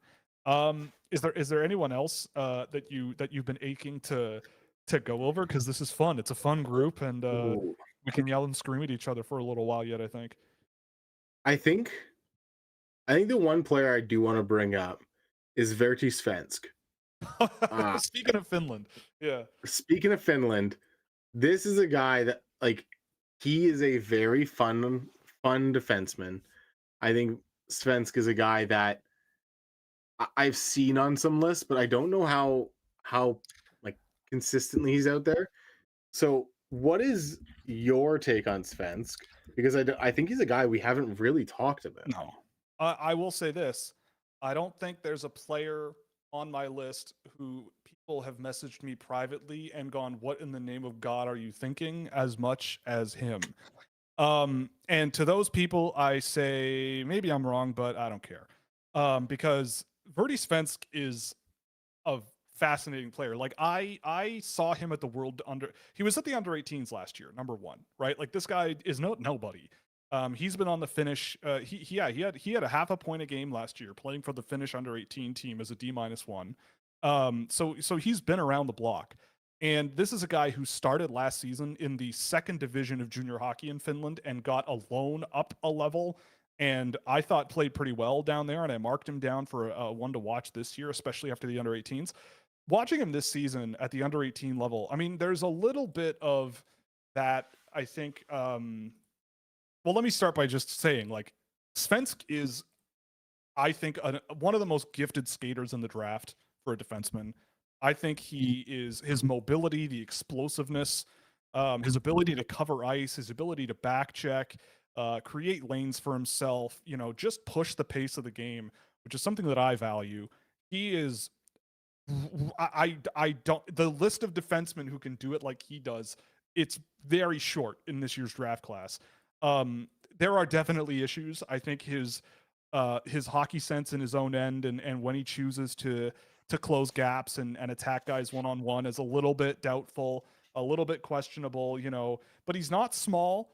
This is a guy who also has a tremendous amount of skill. And on his junior team, let me double check, but on his junior team this year, when he's played in the Finnish Junior League, like I think he's back there now. And again, playing over 20 minutes a night, but not in Liga. But a guy who in his league there is scoring on 35% of the points of the goals that his team is scoring when he's on the ice. Like for a defenseman, even in Finland at that level, that is humongous. That is enormous. And so for me, I look at that and I just go, well, how is that happening, right? And with Svensk, a lot of it is, is just that dynamic skill, that ability to curl and change the view of the ice on him and play around with the opponent and I think that there's a guy there that, I could see a chance where he doesn't work out because he's not the most defensively, stable or reliable all the time, but at the end of the day, though, the skating ability, the mobility in all directions, and the skill combination to go with that is excellent. And I've definitely seen some stuff out of him where I especially with his shot, like he's not scoring a ton of goals, but he's got a pretty good shot on him as well. And if he can sort of step up a little bit better in the offensive zone, shake off a defender or two here and there, I think there's tons to love about his upside. I like him in Liga. I think he should stay there. I think they should give him the reps there rather than him playing 25. I'm looking 25, 26, 27 minutes at the junior level. For me, I've just loved him. I every time I watch him, I kind of look for reasons to be doubtful. I mean, I had someone reach out and say like, well, he's never going to be able to play his speed of the game at higher levels. And to that, I just go, well, I'd rather try it. Like I'd like to see a defenseman like that. Like you look at a guy like Quinn Hughes race up the middle of the ice with the puck on his stick and weave through traffic and do things on his own. And it's like he was doing that at 17. Like people aren't looking at Quinn Hughes going like, well, gee, I don't know if he's going to be able to do that at the NHL speed level. I mean, obviously I'm not directly comparing the two, but for me, it's like I'd rather see him try and see how far I can take it. And I remember Quinn Hughes when he was a draft eligible, people questioned his defensive ability, and rightfully so. But he uses that mobility to his advantage, and he learned and evolved, and he's come a long way. And with Svensk, again, he's not Quinn Hughes, but that package of skill and skating ability and energy and I think offensive upside, yeah, I think there's a lot there. So I'll throw it over to you, but I could talk about him all day. I love Verti Svensk. Like, there's a reason he's in my first round. Every time I talk to somebody about him, there is two opinions. It's, man, I love this kid, or man, this kid is never going to make it to the NHL. And yep. I think both camps can be right. And like, possible. That's the crazy thing. Like the outcomes for a guy like this, like are astronomical. Like he could be he could be a very, very good NHL defenseman who brings a ton of puck moving ability. The skating ability is elite, or he could be super awesome in Europe. Like that's really what it looks like. The range of possibilities for this kid. So I love Verti Svensk. It's a guy that I think should get more love. Probably won't because he's not 6'3". But he's also not super small. So I think that's something I think NHL teams should pay more attention to. The other thing too, and I wanted to be sure, right? I love the kid so much, and every time I've seen him, I've liked him, and he played for the under-20 team. Like he was in the conversation to be on the World Junior team. And after seeing him at that under-20 tournament that he played at, where I thought he played really, really well. And I think that leaving him off the World Junior team could be a mistake. Like I'm looking at Finland's defense group, and they do have a really young team without him. Like that, he'd be their fourth draft eligible on the team or something like that. But like relative to what I've seen of Mitya Jokinen or Nicholas Nikri this year or Artu Valila, like Artu Valila is the prototypical undersized defenseman who I just don't think is super effective at high levels of hockey. Like he's got 8 points in Liga this year, but I've never looked at Artu Valila as like this guy is the answer to the sort of undersized defenseman. Like I look at Svensk and I watched him at that international tournament. He was productive. The dynamic skill, I think the offensive sort of muscles got flexed a little bit. And it's unfortunate that he was left off the roster because I think he would have augmented them in a pretty good way. But then you look up and down the roster and it's like, well, they've got Kivi Harju, they've got Bolius, they've got Nieminen. All of these guys kind of lean in that offensive direction a little bit here and there. So, and Nieminen's a returnee. So maybe the cards were stacked against him and they didn't want to bring too much of that type of a player. But I don't know. I think he's really got a high end upside. I think that like he screams, maybe he's the next what's the name? Who was that kid that everybody loved? He was small and Finnish and really fast and a really good skater, and he scored a bunch of points, but he never worked out. There's been a couple of Hamo Salmi?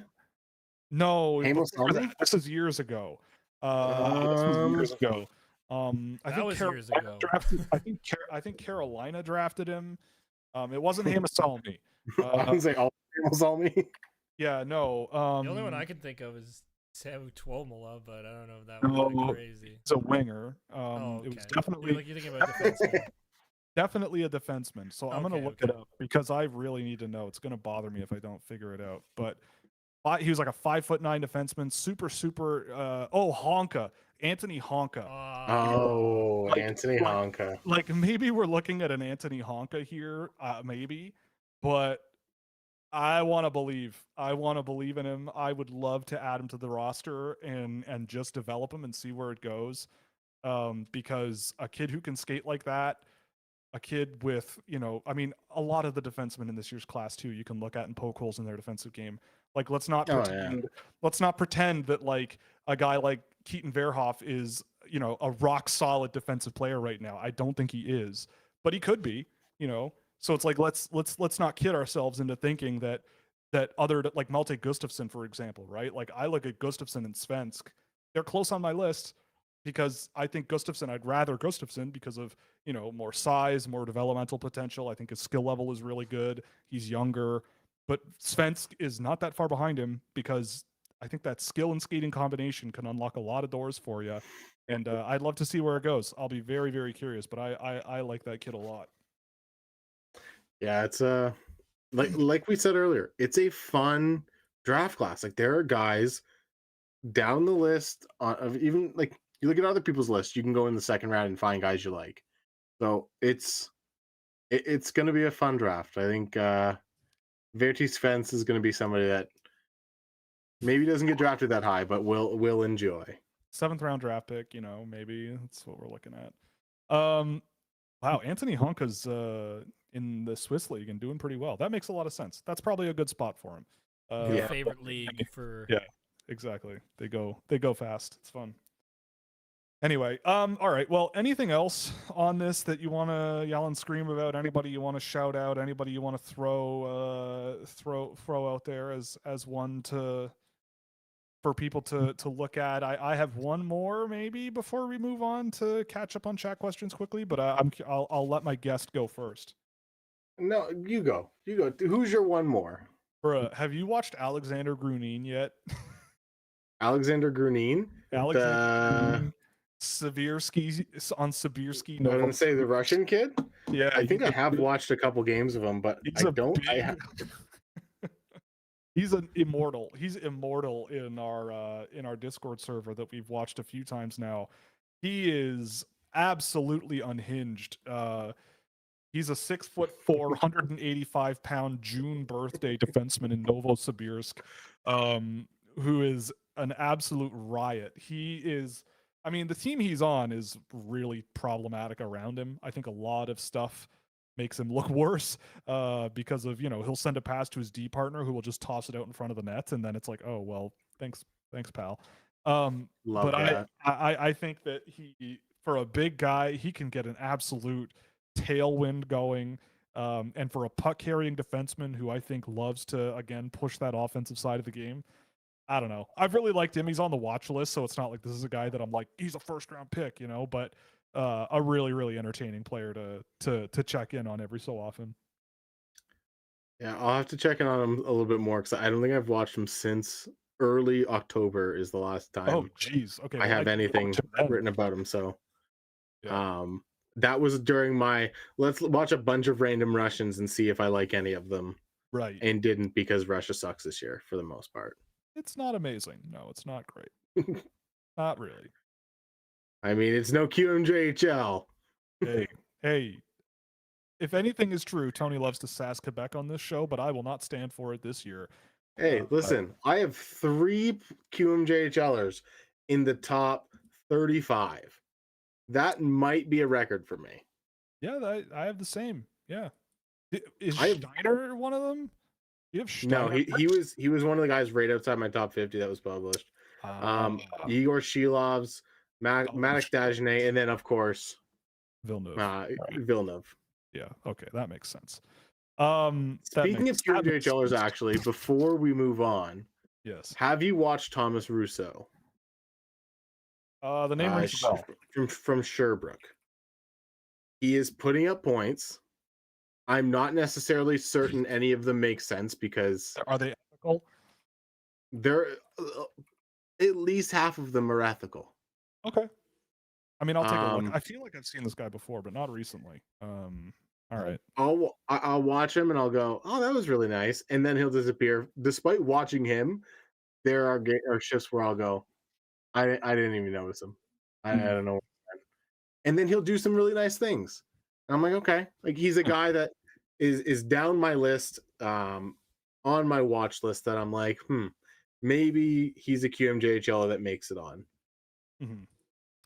All right. Well, we got about half an hour, so we can bang through some of these questions here. I will also mention, and then this is the last thing I'll mention on this player, but Anthony Honka actually leads his team in scoring this year.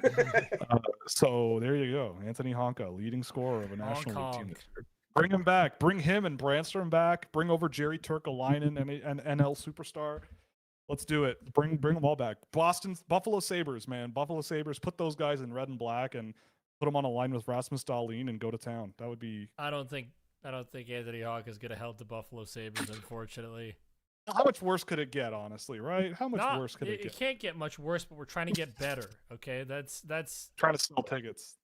Go there and sell tickets, kiddo. Actually, he's like 25. I shouldn't say kiddo. Anyway, why do you call me kiddo then, huh? I'm 25. Oh, because I look down on you. Well, that's not very. Before we move on from guys who were drafted 10 years ago and we may have enjoyed an Anthony Honka, Juuso Maienpää is currently a point per game player. Let's go. He is leading his team in points per game. It tied, but still. And he has 21 assists in 28 games. I will never quit this tiny little Finn. You can come. He can come to camp. Honestly, why not? I check in on him once a month, probably once every couple of months. I'll watch a game of his, and he's still Juuso Maienpää. And is that every once in a while from like the 2020 draft? Like 2019 or 2020. He's like 5'3". I think I remember you mentioning him on the very first podcast I ever saw you do with Yoki. Oh, probably because I remember Yoki yelling at me. Yeah, he did. Like, he yelled at you both on and off screen. He's yelled at me about as loud as a Finnish person can yell, which is basically Tony, you're an idiot. That's what I remember. Yep. Are you stupid? Some things never change, eh? Yeah. Are you stupid? All right. Sorry. So let's bang through this here. Yeah. So I didn't see the 2010s tournament that just happened between Sweden and Finland. I don't know what that is.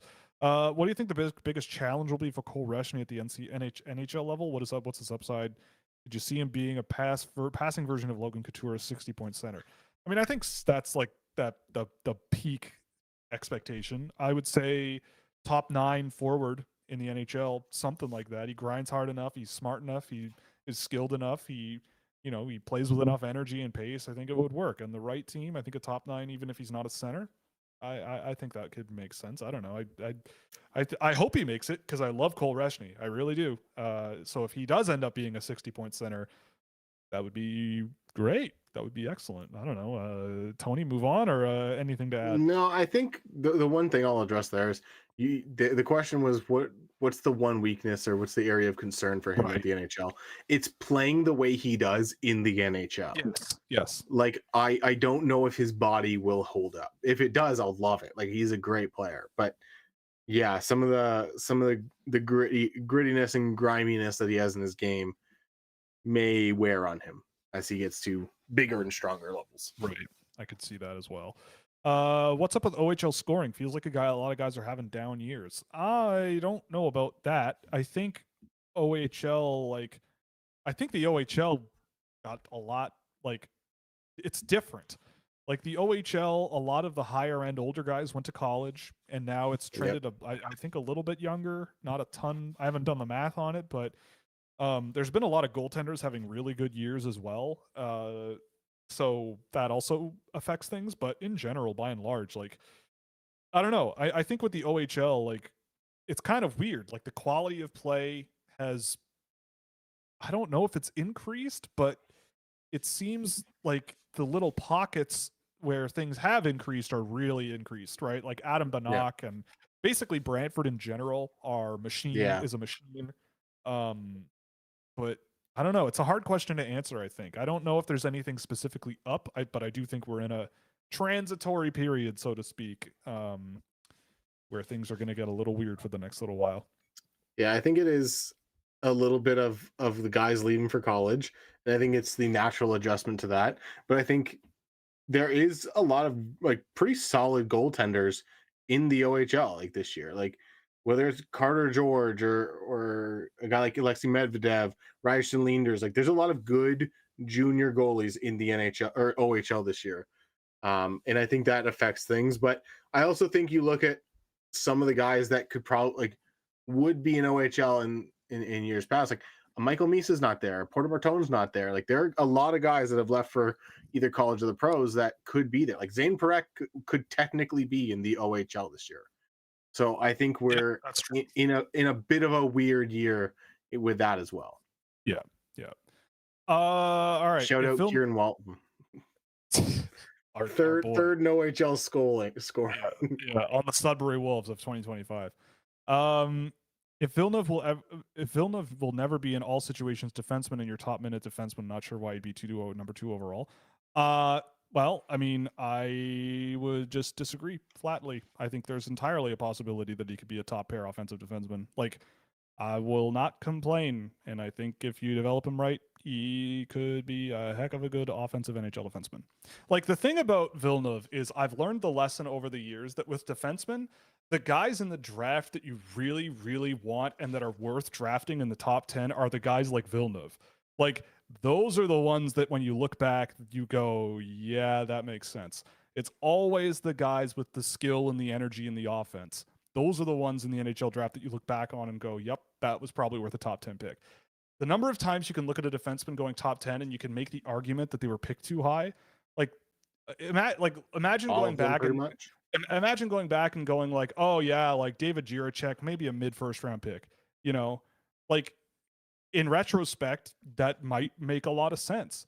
But at the time, it was oh, but he's so big and strong and defensive, and he's got some skill and yada, yada, yada. It would have been insane to not have him that high. And yet we're still kind of waiting for him to take that step. Whereas I look at a guy like Jiricek is not a real NHL defenseman consistently anyway. So I'll take the guy that I can probably put on my, him running a power play and even as a excellent second pair guy who you just let fly. I don't know, whatever. I just disagree. Yeah, the biggest news over the last few days is definitely Vladislav Kolyachonok on waivers. I agree.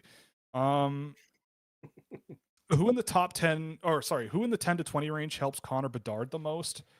Well, let's do this. I'll go to just the average and see who's in that range. So you're looking at someone like 4, 5, 6, 7, like Viggo Bjork or Daxon Rudolph, Mathis Preston, Xavier Villeneuve, Rubrek, Novotny, Malhotra.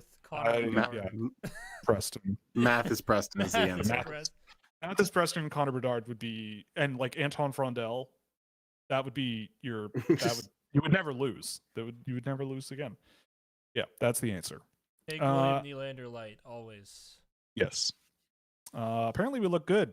I disagree, but whatever. Yeah, and your best looking member is not even on camera. That's true. In my yeah. pajamas with a hoodie It's true. on. Yeah. Eating Tell McDonald's. my wife that. Yeah, I'm the only one here that does not have a partner. Maybe that's why I look better than both of you. Grow up, AJ. No, I don't want to. I want to be a child forever.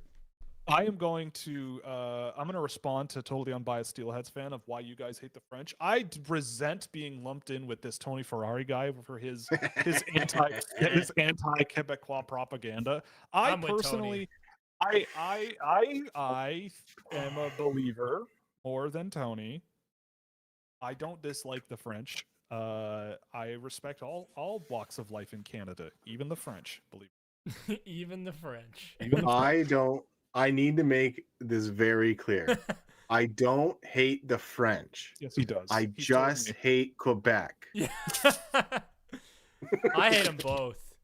Oh, World Cup. No, listen. I said at the start of last year, I came out with the statement. I wrote it up and everything, and I said the QMJHL is back. And then like a month later, I retracted that statement. That was the best. This year, I'm willing to say it. The QMJHL is back. Like I said it. I have 3 players in the top 35 and a bunch of guys that could legitimately be on my list at the end of the year. The QMJHL has a good to good, solid draft class this year. The pitchforks are coming. I can hear them clanking and clanging down the road. Oh no! Yeah, I love everybody who supports our channel, and if you happen to be of a Quebecois persuasion, look. I like you more now. I personally, I think it's cool. No, it's cool.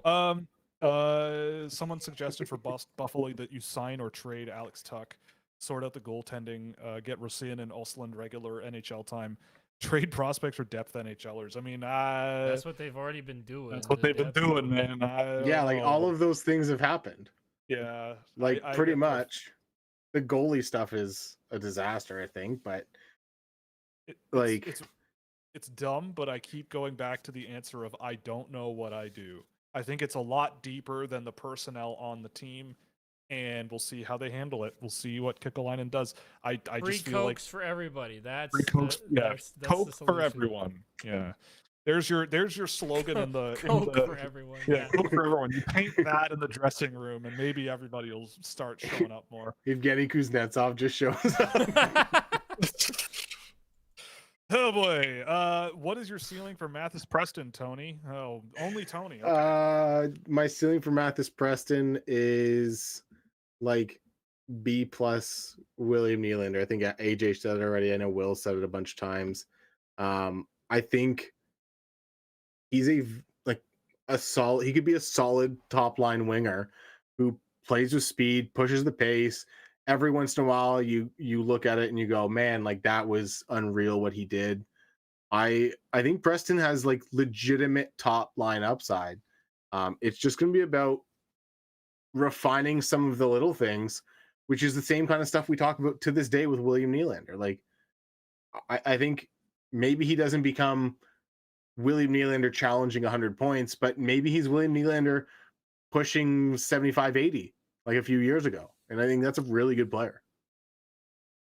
I think he's a goddamn superstar. That's what I think. What are your thoughts on Toronto's struggling condo market? Long time coming. Good riddance. I'm not living there. Screw that.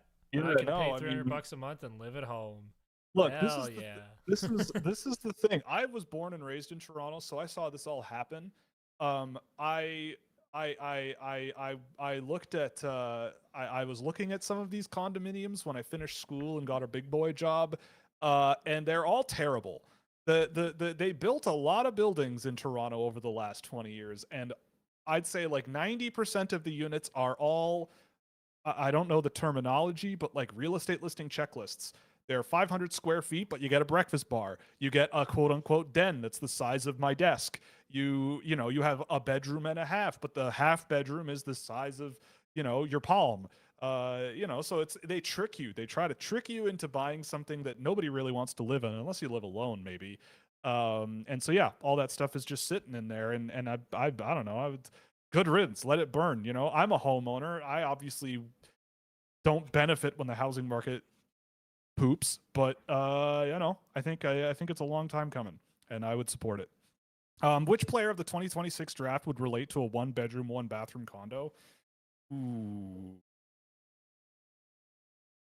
Like, are we talking like ice condos, like the twin condos by the because those, like, they flood all the time and the elevators are always broken and it's miserable living there. I know from experience with friends, but I don't know. Who's a player that's broken? Maybe Lars Steiner. He's broken down a couple of times this year. I don't know. See, I was thinking 1-bedroom, 1-bathroom condo as in boring. Boring, but maybe. fine. And the first name that came to mind was Adam Golier. That's a good one. Yeah. Like, Yeah. Yeah, but he's more Good. of like the 1980s condominium, like Yeah. those 10-story like carpeted units with like yeah, it's those still got half shag height- rug. yeah, like those half height windows that have the slats as the blinds, those plastic white slats. Oh yeah. Maybe one of those. Like, you get size and it's solid. It's very livable. I lived in something like that for a while. But it's kind of whatever. Yeah, I could see that. I get that. Is Easton Cowan a top 15 player for the 2023 redraft? I would say definitely first round. I don't know about top 15 though. I don't know. I think it's also still too early to tell. I think a lot of guys are just finding their footing and getting going. But he's not looking as controversial a draft because he was when they picked him. We got Gravin here. What's going on, man? Ready for Team USA to win gold next month? Yeah, okay, buddy. You go back to bed and dream more. Yeah, enjoy, have fun. You know what? I like Quebec now. If it helps us win a gold medal against the Americans, I like Quebec. Let's see. Who else do we have in here? Okay, I'm not answering that question, David Phillips. Go back, dude. Go to bed. It's like 4 a.m. in England. Go back to bed. Reed behind Bjork. Yes. And I believe you have Reed behind Bjork as well. Yes, I do. All right. Well, the answer to that question is yes. Gleb Pugachev behind Rubrek. It upsets a member of our Discord server, a treasured member of our Discord server. I'm sorry, but I mean, Pugachev's fun. Have you watched much of Gleb Pugachev? I've seen a few games, yes. What I will say is the fact that that's even a discussion, Yeah. from the start of this year to now is wild. Oh yeah. Like, yeah.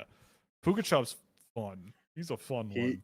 He's definitely out there. Like, he's up that. Like, if I did an all vibes team, he's in that group, right? Right. He's just For sure. out there hanging out, doing hockey stuff. Not necessarily always hockey, but stuff like it. Yeah. Is Roman Konserov gonna work? We'll see. I will say we'll see. Who are some high upside pieces that could fall to the Canucks' newly acquired first rounder from Minnesota? Yeah, so like that's looking like a 20 to 30 pick, maybe 20, as David Phillips said, a 32nd overall pick. So we'll see. I mean, who would work for the Canucks in that range? Honestly, Elton Hermanson could be fun. Like, Maybe. does Jack Hextall make it to that range? Jack Hextall could be a good pickup. William Hokinson. Yeah, I was gonna say, like, is Adam Novotny a guy that falls to that range? They go Bjork. Oh man, as stupid as it would be, like I get it, like I could see it. Yep. Yeah. I would be screaming that if he was available in that range for sure. And I mean, they drafted his brother. So if he's available, you got to think Vancouver's going to take a good look at him. And I feel like he might be. They'll take Daxon Rudolph. Yeah. I believe Hockey Prospect had McKenna at 4 as well. They did actually. Yeah. That's true. And I watched they did a video podcast, I think, where they explained they profiled a couple of players and McKenna was one of them. And they said, at least Brad said in that video, and I trust Brad, I read a lot of his work, that it was like a soft 4. Like, they're like, he's barely clinging to that spot. They were talking about how they are really waiting to see how things go, but they said based on the play of, I believe their list was let me see here. They had Verhoff, Stenberg behind McKenna. McKenna was 3, but they said he was a very, very soft 3, and that Stenberg and Verhoff's play has knocked him out of that spot. And I can understand. All that I'm gonna as well. say is we're the early adopters. We said it first. All right. Sorry, finish Go your ahead. thought. No, go ahead. I was gonna say during this chat, I got a notification that I got my first. I posted the animation I made for the ranking to Instagram, and I already have 2 comments I think in there that say this has to be rage bait. So it's been a long time since I've seen those comments. I got a bunch of them on TikTok in like October talking about Gavin McKenna like this. So now Instagram is getting on board and calling it rage bait. So you know what? I'll take it. I'll take the engagement, and I don't know. Hopefully, those people know that this show is going on, and they're everybody listening knows to that words. I rank on Rage Bait. Why do you think I put Fabian Lysell at number 1 in It's true. 2021? Yeah, that's true. Yeah, I will say this: the first comment on my draft ranking on the hockeynews.com, my editor deleted it and sent it to me, the screenshot beforehand, and it said, "You are an effing idiot. Go blank yourself." And I was like, yeah, let's go, baby. Draft ranking season. Yeah. Drive up Especially the engagements. Let's go. I'm like, I might. You don't know me. This time of the year is my favorite. Not just because it's Christmas. Tony's a Ravens fan. He's seen some bad stuff this year. Yeah, he's been through some stuff. Have you seen all 7 of Lamar's injuries? I have. Yeah, I think that this is a great time of year too, though, especially in a draft class like this, because you really do see a lot of where people stand themselves. And I do think that there is a lot of funneling that a lot of people do. And by the end of the year, there is a sort of quote unquote consensus. And I have no idea what that consensus will look like at the end of the year. Already, like, there is a lot of variability. Who's jumping 30 spots? Who's jumping Yeah, 30 like spots? Somebody's who's the Beckett Seneke, the Mason McTavish, whoever the Ducks like. That's what Dane Wyatt going 4. Like someone but he was like Caleb Malhotra might go 2. But Dane Wyatt was like pegged to be a top 10 maybe. Yeah, Mason McTavish was not. Beckett Seneke was not. These are like the late risers, and then Cam Robinson tweets about it, and right. Like, next thing you know, this guy's gonna go at number 3 all of a sudden. Right. That's gonna be Caleb Malhotra. But Caleb Malhotra or Ilya Morozov. Like, it's gonna be a center. It's gonna be the guy who comes out of nowhere, though. Yeah, it's gonna be a center for sure, because there aren't Cutter very many this Gauthier year. was also one of them, and now he's on. Yeah, Gauthier. Now he's on Anaheim. Max Isaacson, let's go. It's whoever the Ducks pick. It's whoever the Ducks pick. That's what it is. Beckham Edwards. Like, if Victor Plant was bigger. What if he grows? I don't think he's going to. I don't think it would be Victor Plant. I don't think so. He's too active. You need a center with skill and physicality in their game. Crash and bang. Crash and bang. I don't know. I think we've thrown out some good options. What else was going on here? And then we'll let Tony get out of here. Player further down your board, say late 40s to 3rd round, that has the most potential to rise in the second half. Oh, well, the topic we just talked about. I think Burskalms after the World Juniors, maybe. Ala Lowry, maybe, but I don't know about that. He might not get the eyeballs on him. I've liked Jacob Vanacek. I just kind of picked up on him a couple weeks ago from other people, and I checked him out myself and liked him.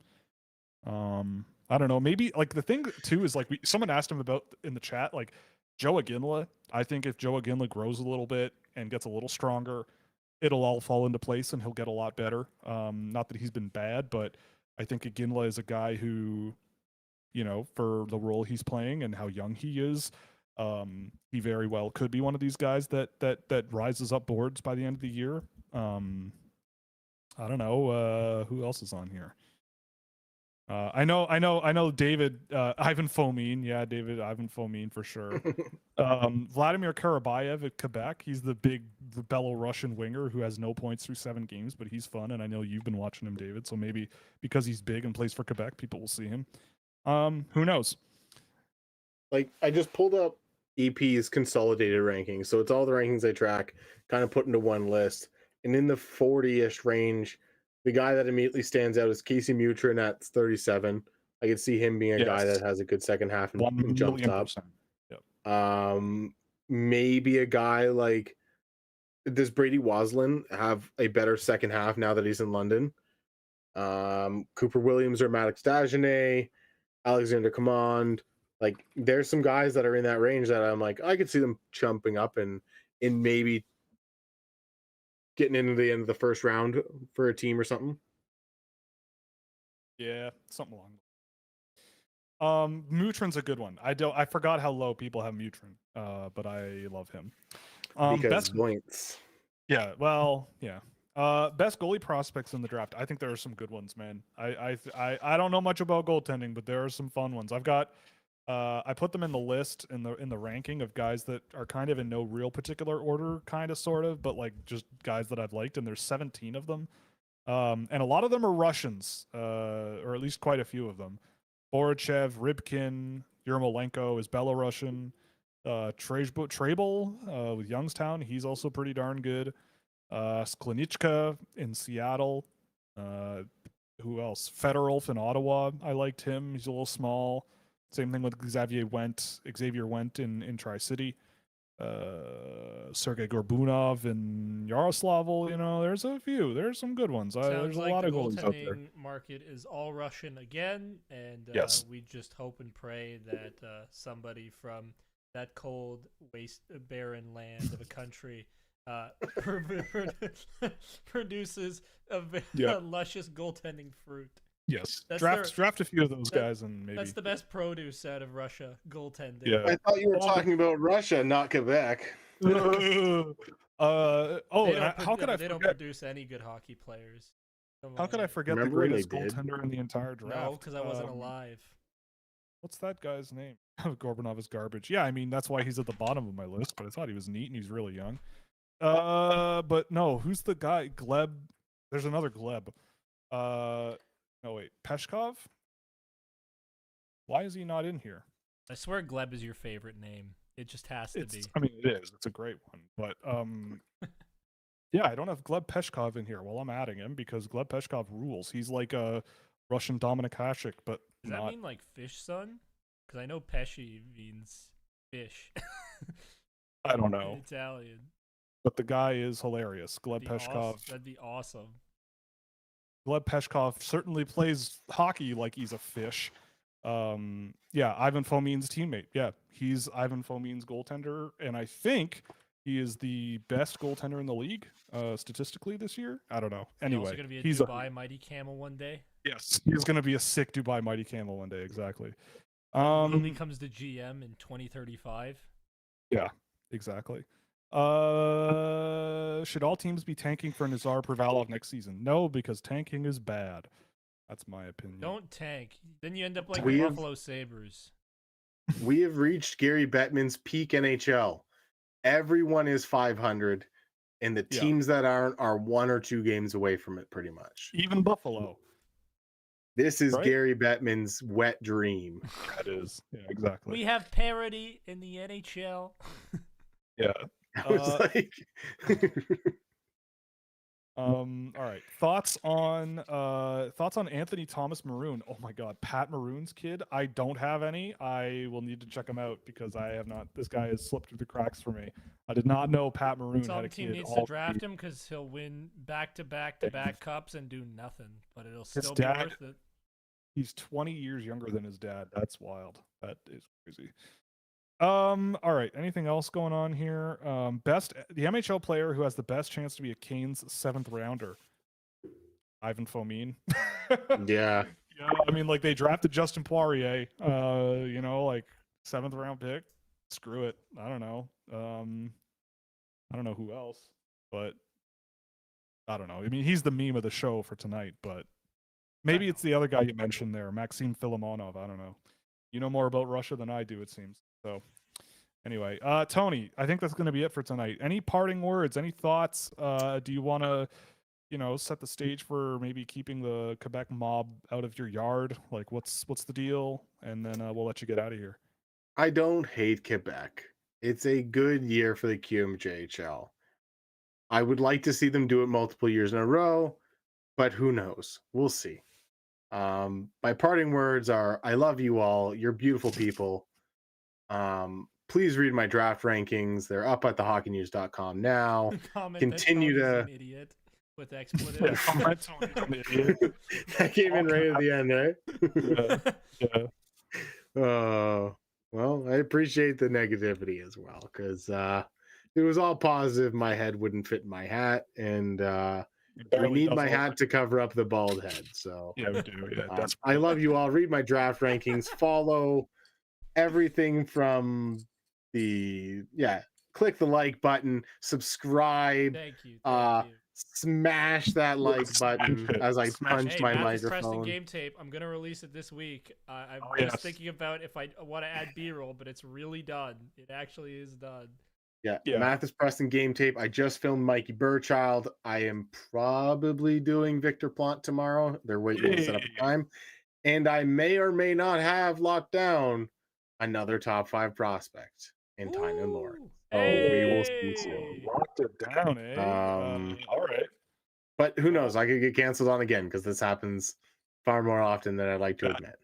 That strap on that hat's gonna blow right off in a couple of days. It's gonna go crazy. Oh yeah.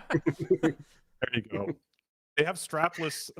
They have strapless underwear. Maybe they should do strapless baseball caps for you, Tony. Maybe you could be the trendsetter. Sorry, that would imply I wear underwear. I don't think those things are related, but I think we're starting to lose it here. I think it's time to go. Also, I have a dog staring at me. And so we'll do that. And thanks for joining us. This was a lot of fun. Again, definitely read up on the reporting in the blog on scouching.ca to read the reports and everything on all these players that have been ranked. And we'll see you Thursday afternoon, 2 p.m. Eastern Standard Time. And thanks for joining us. This was fun. Do you have any parting words, Doug? No, none. Okay, she's focused. All right. Well, thanks for joining, and we'll see you Thursday afternoon. Bye.